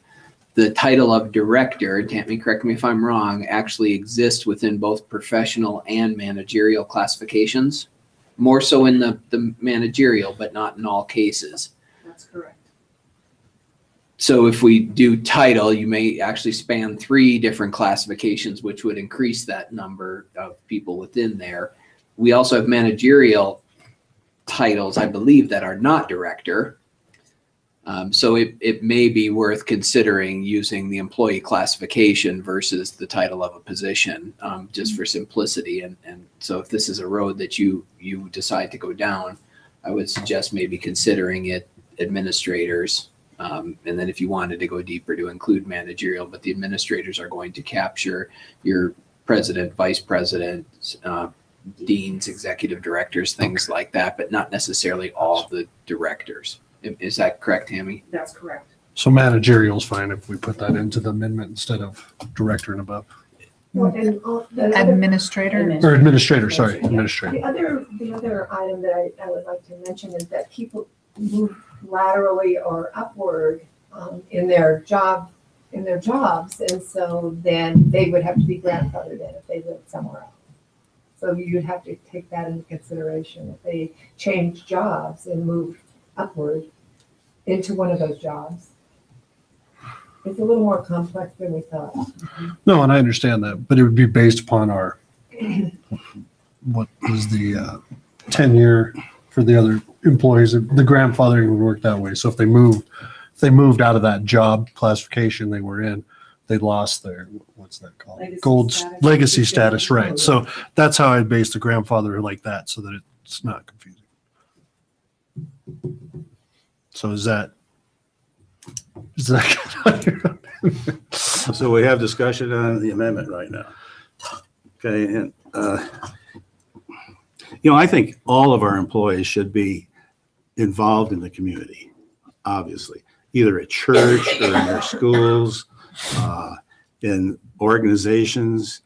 I think that's part of citizenship, being involved in the community, and particularly with the label of being a member of the family of Laramie County Community College. But when you say that the purpose here is to be in the community and for safety, I don't think that meets the concern that our legal counsel has when she says that we should fully weigh and articulate in policy the reason and purpose for requiring this. And I don't think we've done that. I think it's still broad.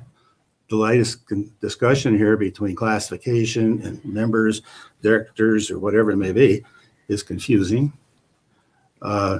If this is something that we need to do as a board, I think we still need to do some more thinking on it before we direct the staff to move forward. Well, I guess I don't understand what more discussion you need. I think it's pretty ironed out on the things that we need. I give you my opinion. That's why. Sure. No, I'm just not understanding what else. Like, how more in depth do you need for community involvement? Well, safety is a very broad area. It is. No, Okay? I understand. I can see if you're talking about a first responder, that you want your first responders to be close to the community to respond to whether it be a massive fire or some type of an active shooter situation, kind of thing like that. But to expect a person employed by us to come to do something at the residence hall because there's something happening over there, that doesn't track to me as being an initiative that our individuals here accept certain ones, like our safety people. Yeah, right. Maybe the residence director. Right. Yeah. So if the residence director, Yeah, things like Fort that. Collins, right. So, yeah, and it just appears to me that we're still very vague in our thinking about something that is going to hold, and if we're going to have litigation. Now, that's one part of my argument.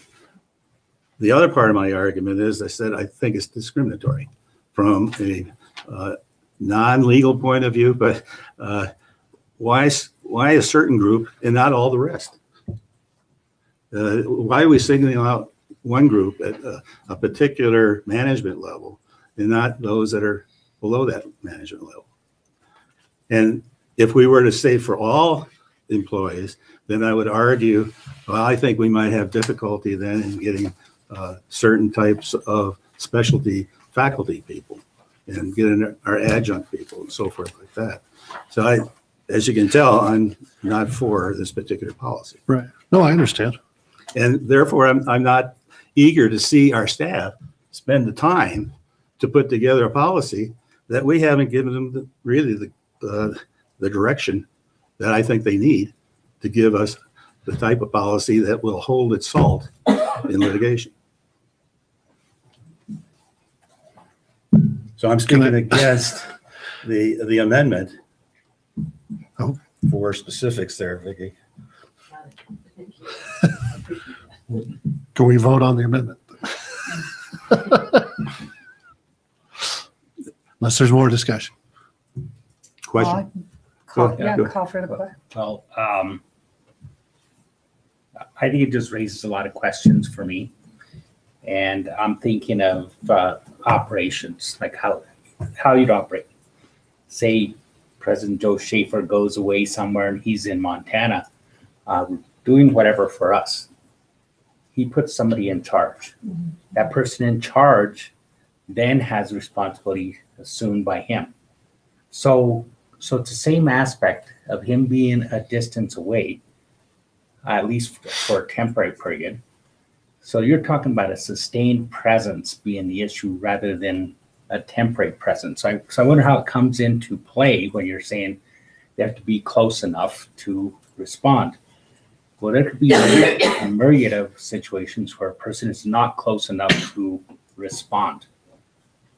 And that would be an issue for me. The second issue is getting into the procedural aspect where you're now saying, are you going to give incentives for people who you need to come here and work here? An incentive might be like sell your house where you are and now come to live in Laramie County. Or if they live one block out of Laramie County. We had that whole governor issue with going on. And then how would you decide if a person truly lived in this county? Is there an affidavit? Is it their self-reporting? Could they have an address here of, say, rental that they are renting, but they really live somewhere else? I mean, there's a lot of aspects to that I think make it unmanageable. And I'm also agreeing with what Trustee Erickson is saying.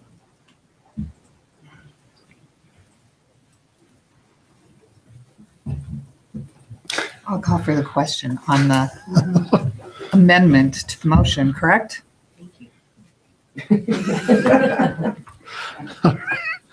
All those in favor, please say aye.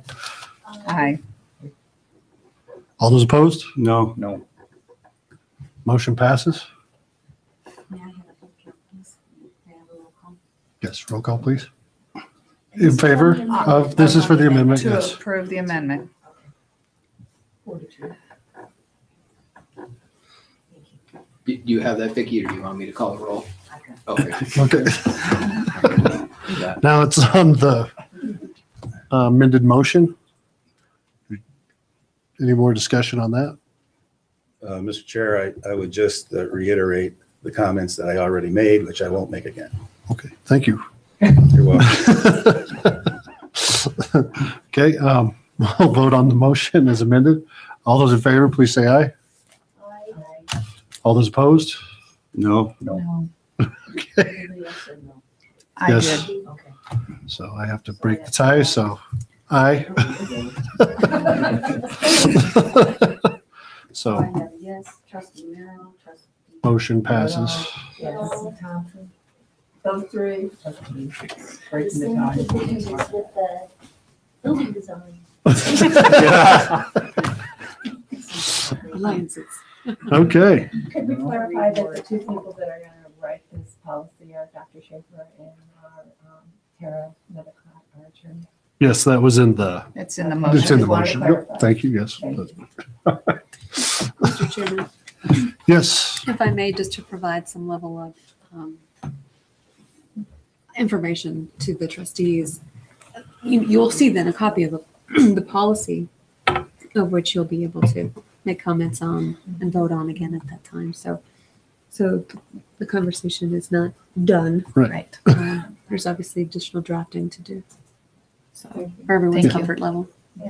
Yeah, Mr. Chair, if I could Yes, say, sure. my reason for bringing this all up at this time, because I'll bring it up again, No, I understand. but at this time is if we did not have a majority to go forward with this, why should we ask our staff to spend the time to put together? No, I understand completely. No, thank you for your comments. Okay, now we are on board reports. Trustee Erickson and Trustee Salazar on the WACT board meeting and conference. Well, Mr. Chair, Trustee Salazar and I are going to tag team on this. And I'll start off with the fact that we had a board meeting of the WAC. WAC is composed, Trustee Thompson, of 2 people from each of the 7 colleges. And we had a board meeting before the rest of the festivities that we had last week or 2 weeks ago. We elected the officers for the next year. Ernie Over from Central Wyoming will be president. He'll continue as president. Sue Schilling from Casper College will be vice president. Regina Clark from Western will be secretary, and I will continue as treasurer. We had an extensive discussion. I see a chuckle over there. No. Great discussions. We had a great discussion about legislative update, which I won't get into because it's all changed from 2 weeks ago. We are doing a video of our activities. It's going to be a video that will explain what WAC is all about and who we are and what we do. And you may have noticed that we had the Wyoming public television people that were here during our conference taking video, not only at our meetings here, but also down at the legislature. Mr. Chairman, Yes, Trustee Little. Don, who's the audience for that video? The primary audience is going to be our trustees and new trustees, but it's going to be an audience for anyone. Okay. Anyone that wants to know something about what the Wyoming Association of Community College Trustees, right? Okay. Sounds good. Then we were advised that Complete College Wyoming is going to be basically integrated into the Community College Commission. Oh. Thank you for reminding me of that. Jackie Fries, who is now on the commission, she's probably the mother of the Community College Wyoming. So she has done a marvelous job, and the Judy Hay and a couple. What was the other lady? I don't remember the other lady, but there are 2 people that presented. Corey Daly. Okay, thank you. That gave Jackie Fries a nice recognition for all the great work that she has done over the years. Then we appointed Brenda Little to be our state coordinator. And Brenda, I have some material I picked up in Washington about your job and your responsibilities and some of the individuals who are involved across the country. I'll give that to you later. And Mr. Chairman, may I answer too?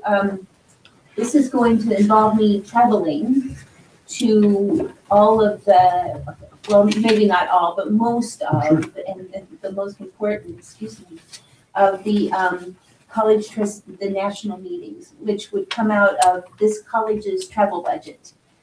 So I wanted to make sure everybody had a heads up about that. Dawn's aware that as the treasurer of the college, of our board. So, in fact, I'm going to be making a statement about our professional development later on when I give my report on the National Legislative Summit that I attended. Oh, yeah.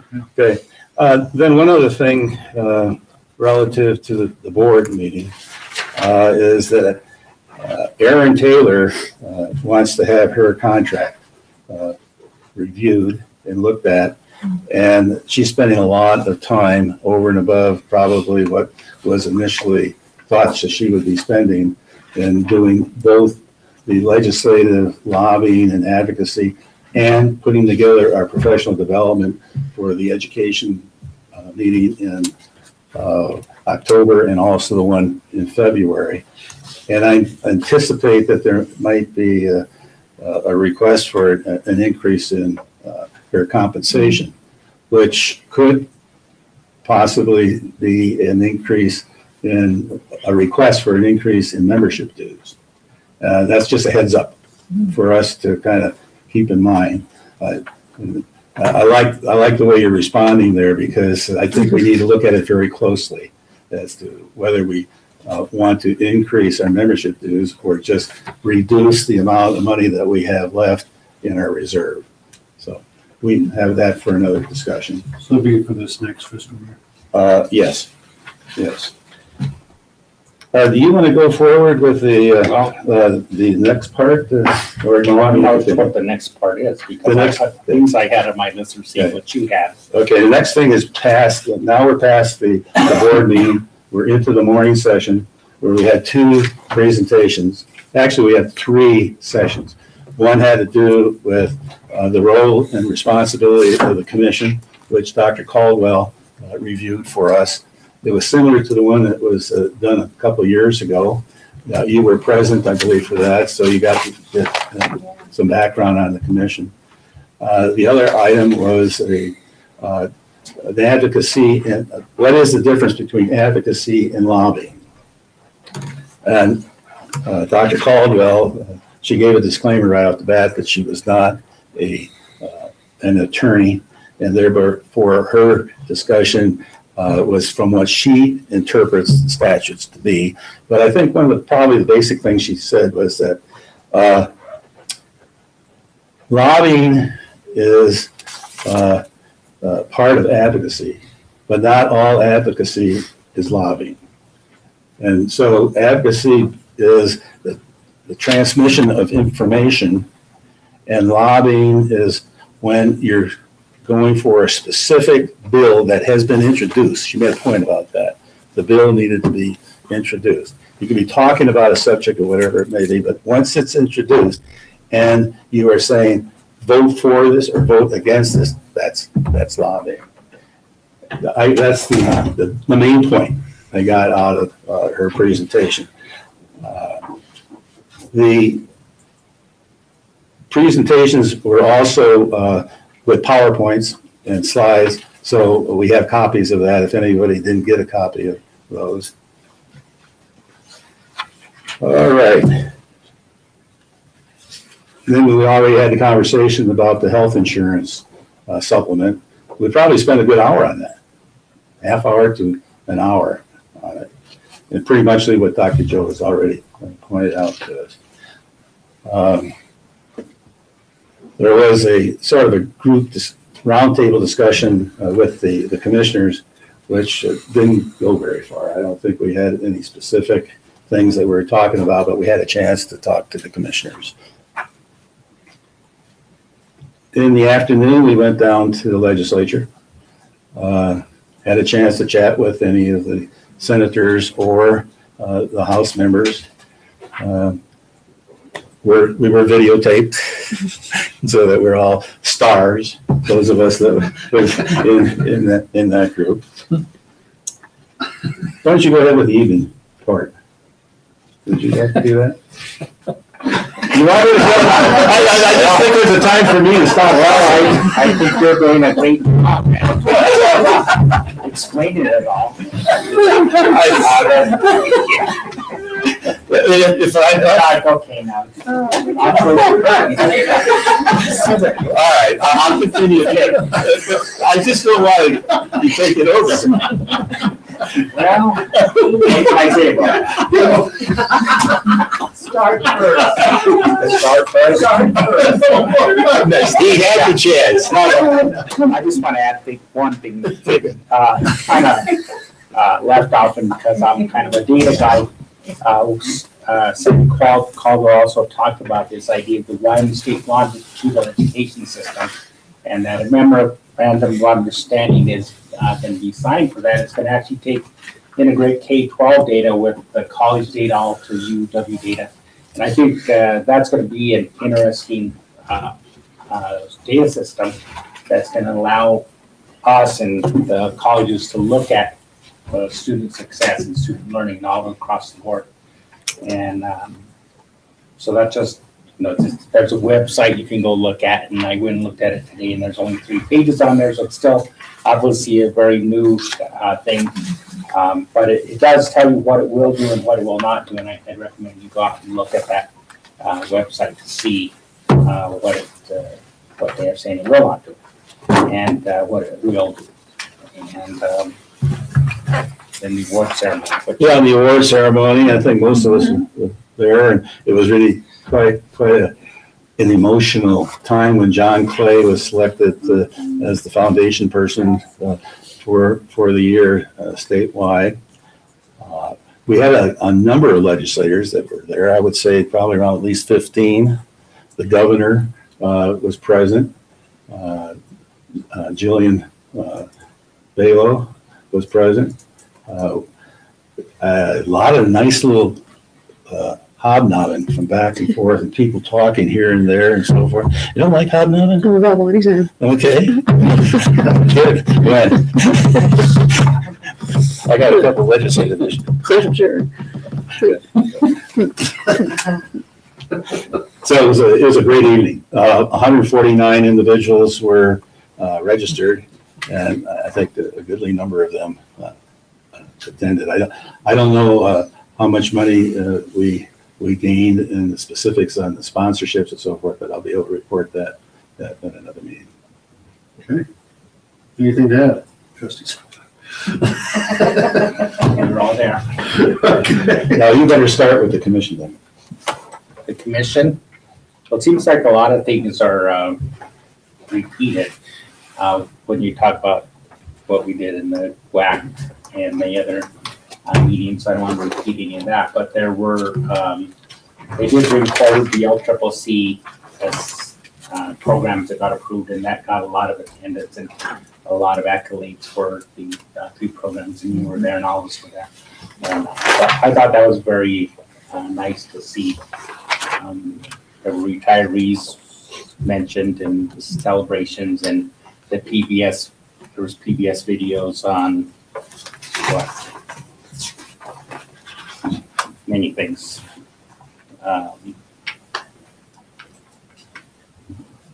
Who knows, the Bozeman Trail, the Art of Home, but just fun to watch.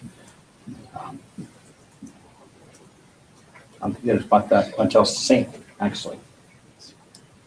These commission meetings are really informative from a trustee point of view.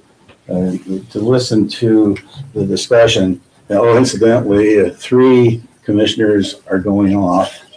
And have the Senate received commission nominees from the governor? It's all confidential right now. I'm not asking who they are. Yes. That was the question. Have you received the nominations? Appreciate that, yes. Yes, okay. I wouldn't want to ask you for something confidential. Don't foresee it. Okay. All right. So, the commission meetings are really good. And, right now, Trustee Salazar and I happen to be your representatives to the WAC board. But we'll probably be rotating down the road. And I would certainly encourage, certainly Brenda, with the state coordinator position, being looking at that. So I don't have anything else then. Okay. With the NLS meeting, were you gonna go over that? We that far already? Okay.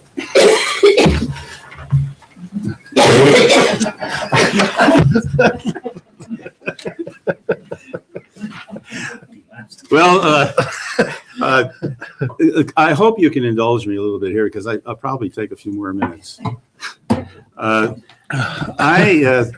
We have not had anyone attend the NLS since Brad Barker went, and he went as his first year, and he was basically lost. He didn't really see the real merit of what you could get out of that. He said that to me. And so we haven't had anyone go to this particular summit for the last 3 years. So this is the first time since Brad went. And it exceeded, really did, it exceeded my expectations. I found it to be very, very informative. We had excellent speakers. One of the speakers that highlight for me was the fellow from the Education Commission for the states. And a couple of years ago, I don't think a couple of years ago, remember when we had the lady from the Education Commission for the states, and she was there for lunch at our WAC conference, and she's talking about how difficult it is to get adults to come back to school, all the various barriers such as the children and working and finance and all that. Yeah. Well, this individual is the vice president of the Education Commission of the states. And what I want to report about his comments is that after the last election in November, all the governors that were elected, plus the older governors that were carryovers, they sent out a survey asking them what they wanted to see in higher education. And guess what? More workforce, more capabilities to keep their students in their states. Same thing we're doing here. Competition's big. Competition's big. We have to really work hard. I also was impressed with the new moderator of CBS Face the Nation, gal by name Margaret Brennan. The poor lady. She was asked a whole bunch of questions, but they were basically questions that were relative to the current administration. And I don't think I need to go much farther as to what those questions were all about. And she handled herself quite well. We also reviewed their legislative priorities, and if I just pass this around, everybody can have a copy.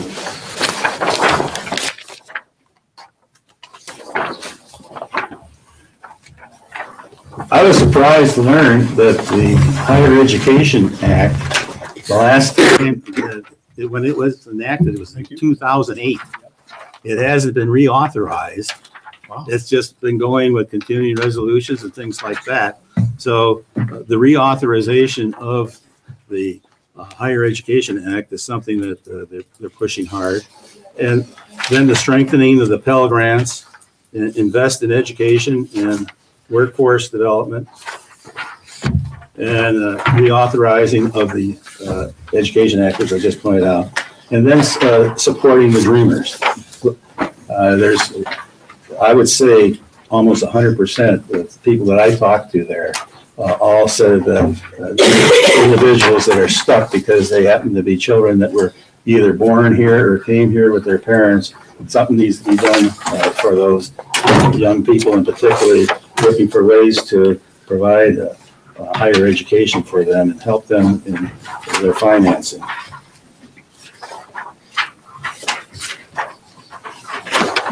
Okay, we had one day where we spent the afternoon over at Congress, and both our senators, Enzi and Barrasso, and our Congresswoman Cheney, all three of them were there. They spent 20 minutes with us in Senator Enzi's conference room, and Ernie Over, our president for WAC, orchestrated a great series of individuals asking questions and giving their pitch for why we needed to do things. So I won't go into what they all said, but it's basically what we always are talking about. We've got to have student success. We've got to have more money, all those kinds of things. And hey, don't forget us back in Wyoming, which we all know they do not forget us.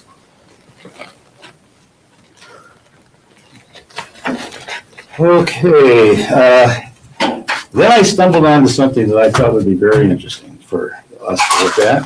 And it's called Board and Trustee Micromanagement. Every once in a while, I ask a question to somebody here on the campus, and I'm advised that, well, maybe I should be doing it differently, that I should be talking to Dr. Joe before I ask that type of question. And sometimes we tend to maybe get into the weeds a little bit because we know our policy responsibility, but to look at, okay, what are the things that we should be doing as a board and also as individual trustee to limit those micromanagement types of behaviors. So I'm going to pass this around too. It's just a two-pager.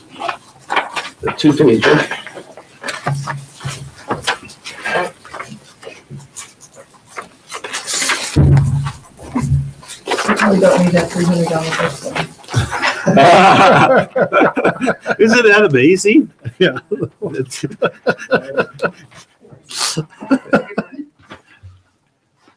Thank you for this. Now, you all can read this at your leisure, but what this generated for me is something that I want to bring to your attention that I haven't done, I don't think, previously.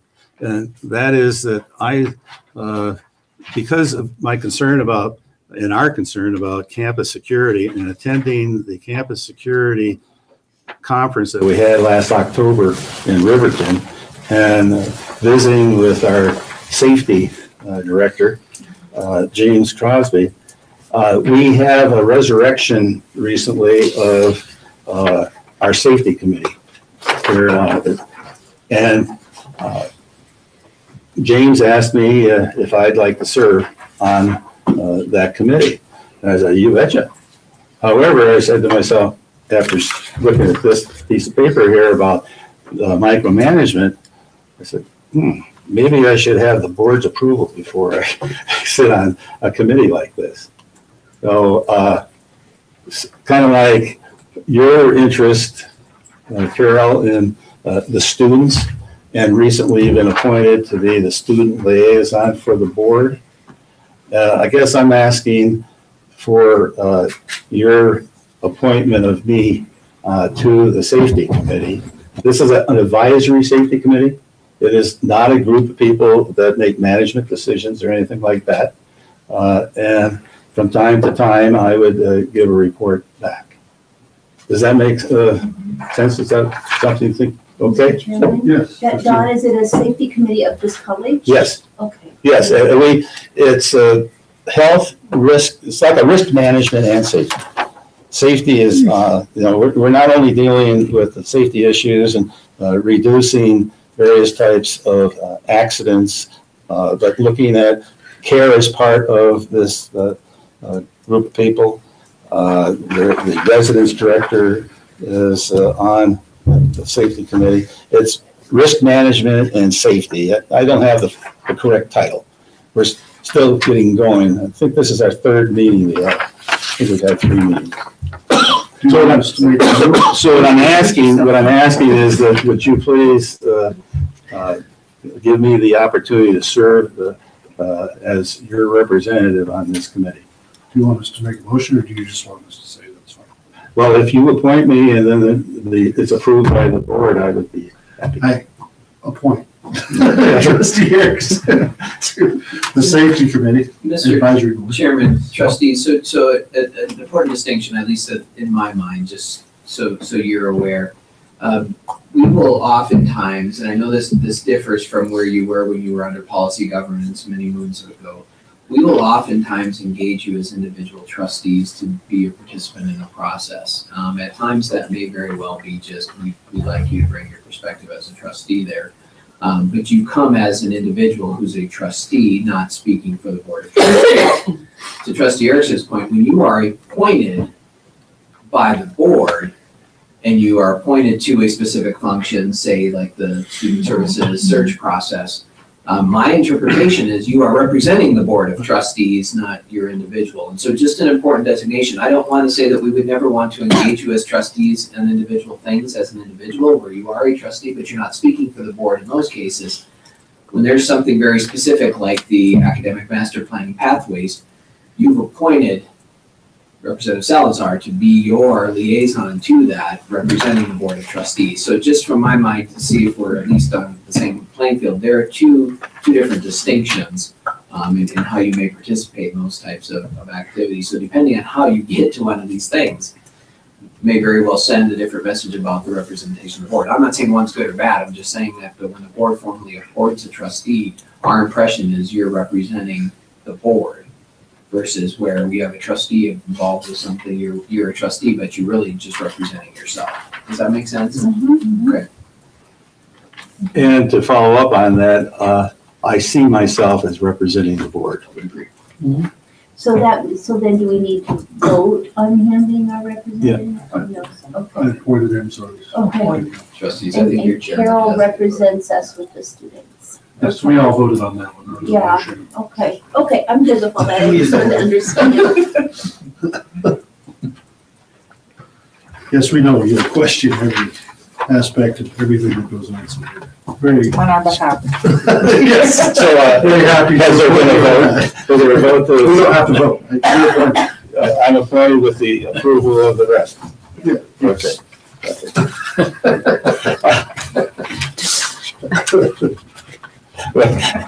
Come on, speak up. All right, that's my report. Okay, thank you, Trustee Erickson. Anything else to add? Trustee Salazar? Nope. Good, everything's good there, all right. Now we'll go to the Finance and Facilities Committee, and normally it'd be Trustee Erickson, but Trustee Merrill was at the meeting this time. I was the only trustee available. So I was there. And Bill Zink, of course, was there and gave us an update about the facilities. And so was Rick Johnson, which you already heard his update on the building, so we won't talk about that. The people who did come to the First Interstate Bank, which John had requested that they come, Dave Kling was here, and Kyle and Bill were on the phone. They gave us a good overview, which I'm not going to tell you about. I think that the extra copies were given to probably Vicki, and so if you're interested, these are really very fixed bond funds. We don't take risks with the college's money. So that's what we have. Anybody can look at that. Then we looked at the trustee budget, which of course I had the question about the out-of-state traveling, which is 1,285% of our budget or something like that. But they said it was fine because we have some items here that we have zeroed in on, so we're still fine with our trustee budget. I knew that Don would want to talk about that. He wasn't there. So then I would like to make a motion because our financial people do an excellent job of keeping track of our money. And it's interesting, Jane was there, Rick was there, and I was there, Bill was there. So I would like to make a motion that we accept the current auxiliary fund balance sheet, the current and auxiliary fund budget reports, and procurement and contracting reports for the meeting in January. I second. Okay, it's been moved by Trustee Merrill and seconded by Trustee Little to approve the Finance Facilities Committee recommendation. All those in favor, please say aye. Aye. All those opposed? Next meeting is March 13th, and I think it'll be in your Google calendar if you're interested. Mr. Chair, can I make a comment on the trustee travel? The trustee travel is over budget because the monies that we put in for this current budget we thought was going to be for the October meeting. However, we had to pay our registration fees and things like that ahead of time before the budget came into effect. So we're going to have that kind of continuing situation as we go down the road. Also, I'd like to make a pitch for the fact that we encourage more involvement in attending ACCT meetings. I believe that they are showing, I'm comfortable that it's a good professional development experience for us, and the more of us that can attend a given meeting, the better. I agree with that. Very good training, very good. Yeah. All right. So the budget for the trustees will be a bit larger. That's a heads up, sir. More austere times. Mr. Chairman, Yes, I trustee. wanted to let Dawn know too, I'll try to put together like all the meetings that I will be attending as the state coordinator, so that'll help to. On the budget. Yeah, Yeah. that'll help with the budget. Okay. Anything else? No. Okay. Well, we've all been waiting for. Trustee Cagle. Thank you, Mr. Chairman. Actually, it's pretty brief. We did have our advisory board meeting. The Albany County campus did a couple weeks ago, and basically talked about our expansion of the classroom buildings and that project when it will start. And then Dr. Hammond also did an update a little bit on the campus on some of the things going on with fermentation science and some of the other programs. But our big one again is we talked, we had our superintendent of Albany County Schools there with us, Jubal Yente, and we talked to him about the BOCES and about what we need to do to get the Albany County School Board, get an audience and get going with that. They are going to have a meeting apparently on March 6th. I think that's right, isn't it? I think that is. I haven't been told. It's more of a kind of a little bit more of a public meeting to talk about a number of things, but we're going to start that conversation probably at that point in a more public setting than other than with just the superintendent.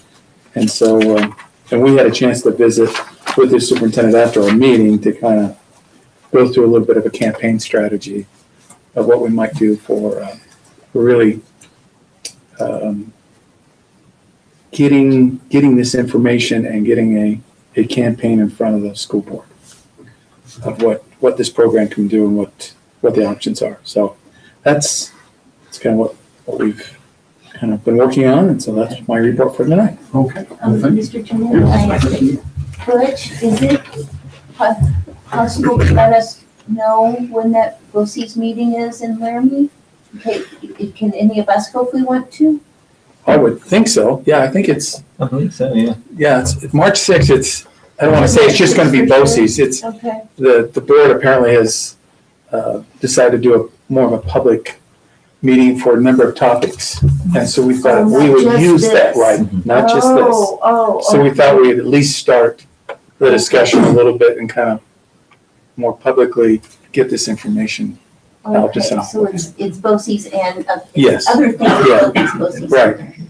Okay, so then maybe it'd be smarter to wait until it's a meeting that's just about BOCES.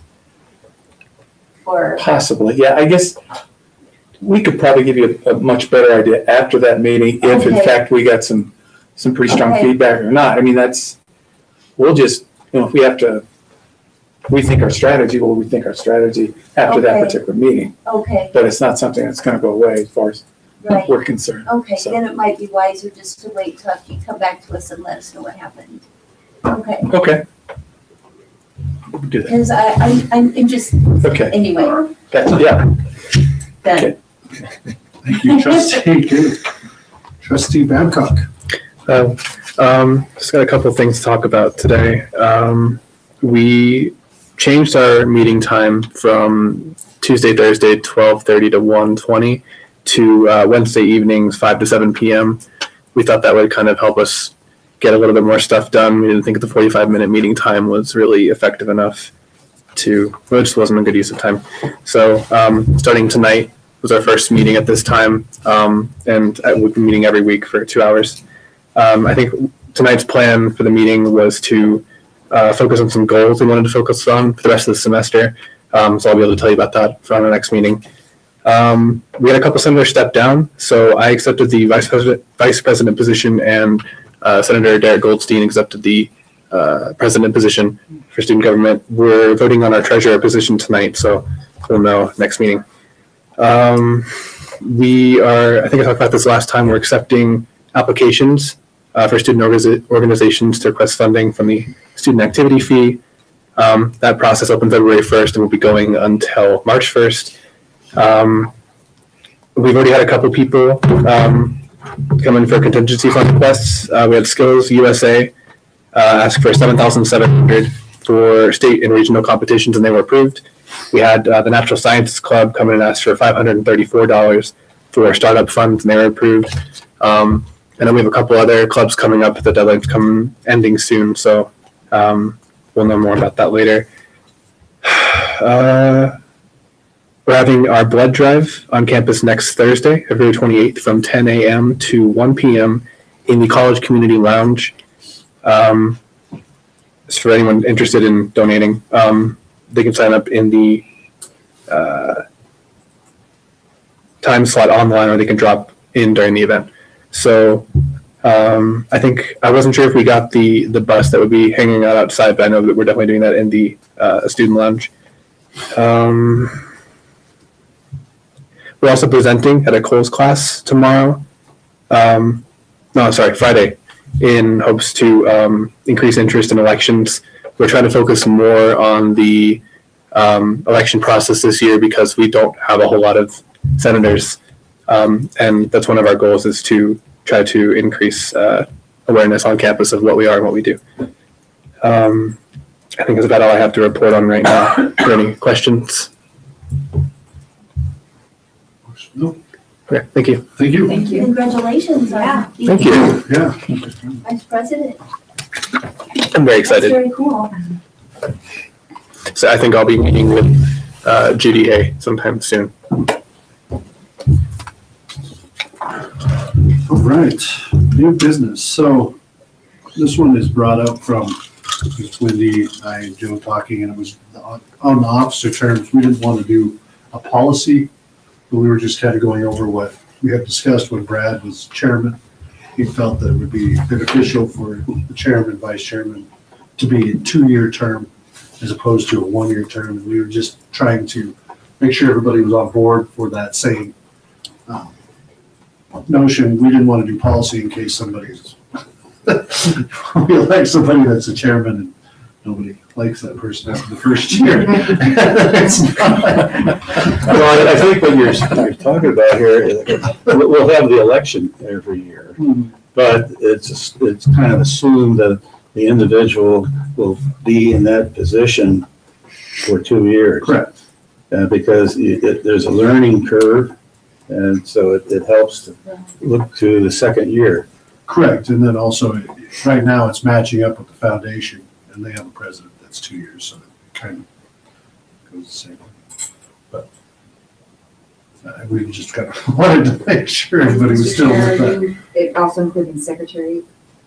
It's all 4 positions, I would think. Yeah, I mean, Okay, it could I'm gonna be, do it too. it just depends on, how. That doesn't mean, It was thrown out there, so yeah. that doesn't mean that we couldn't, for example, if I said I don't wish to do it again the next year, that I have to be off.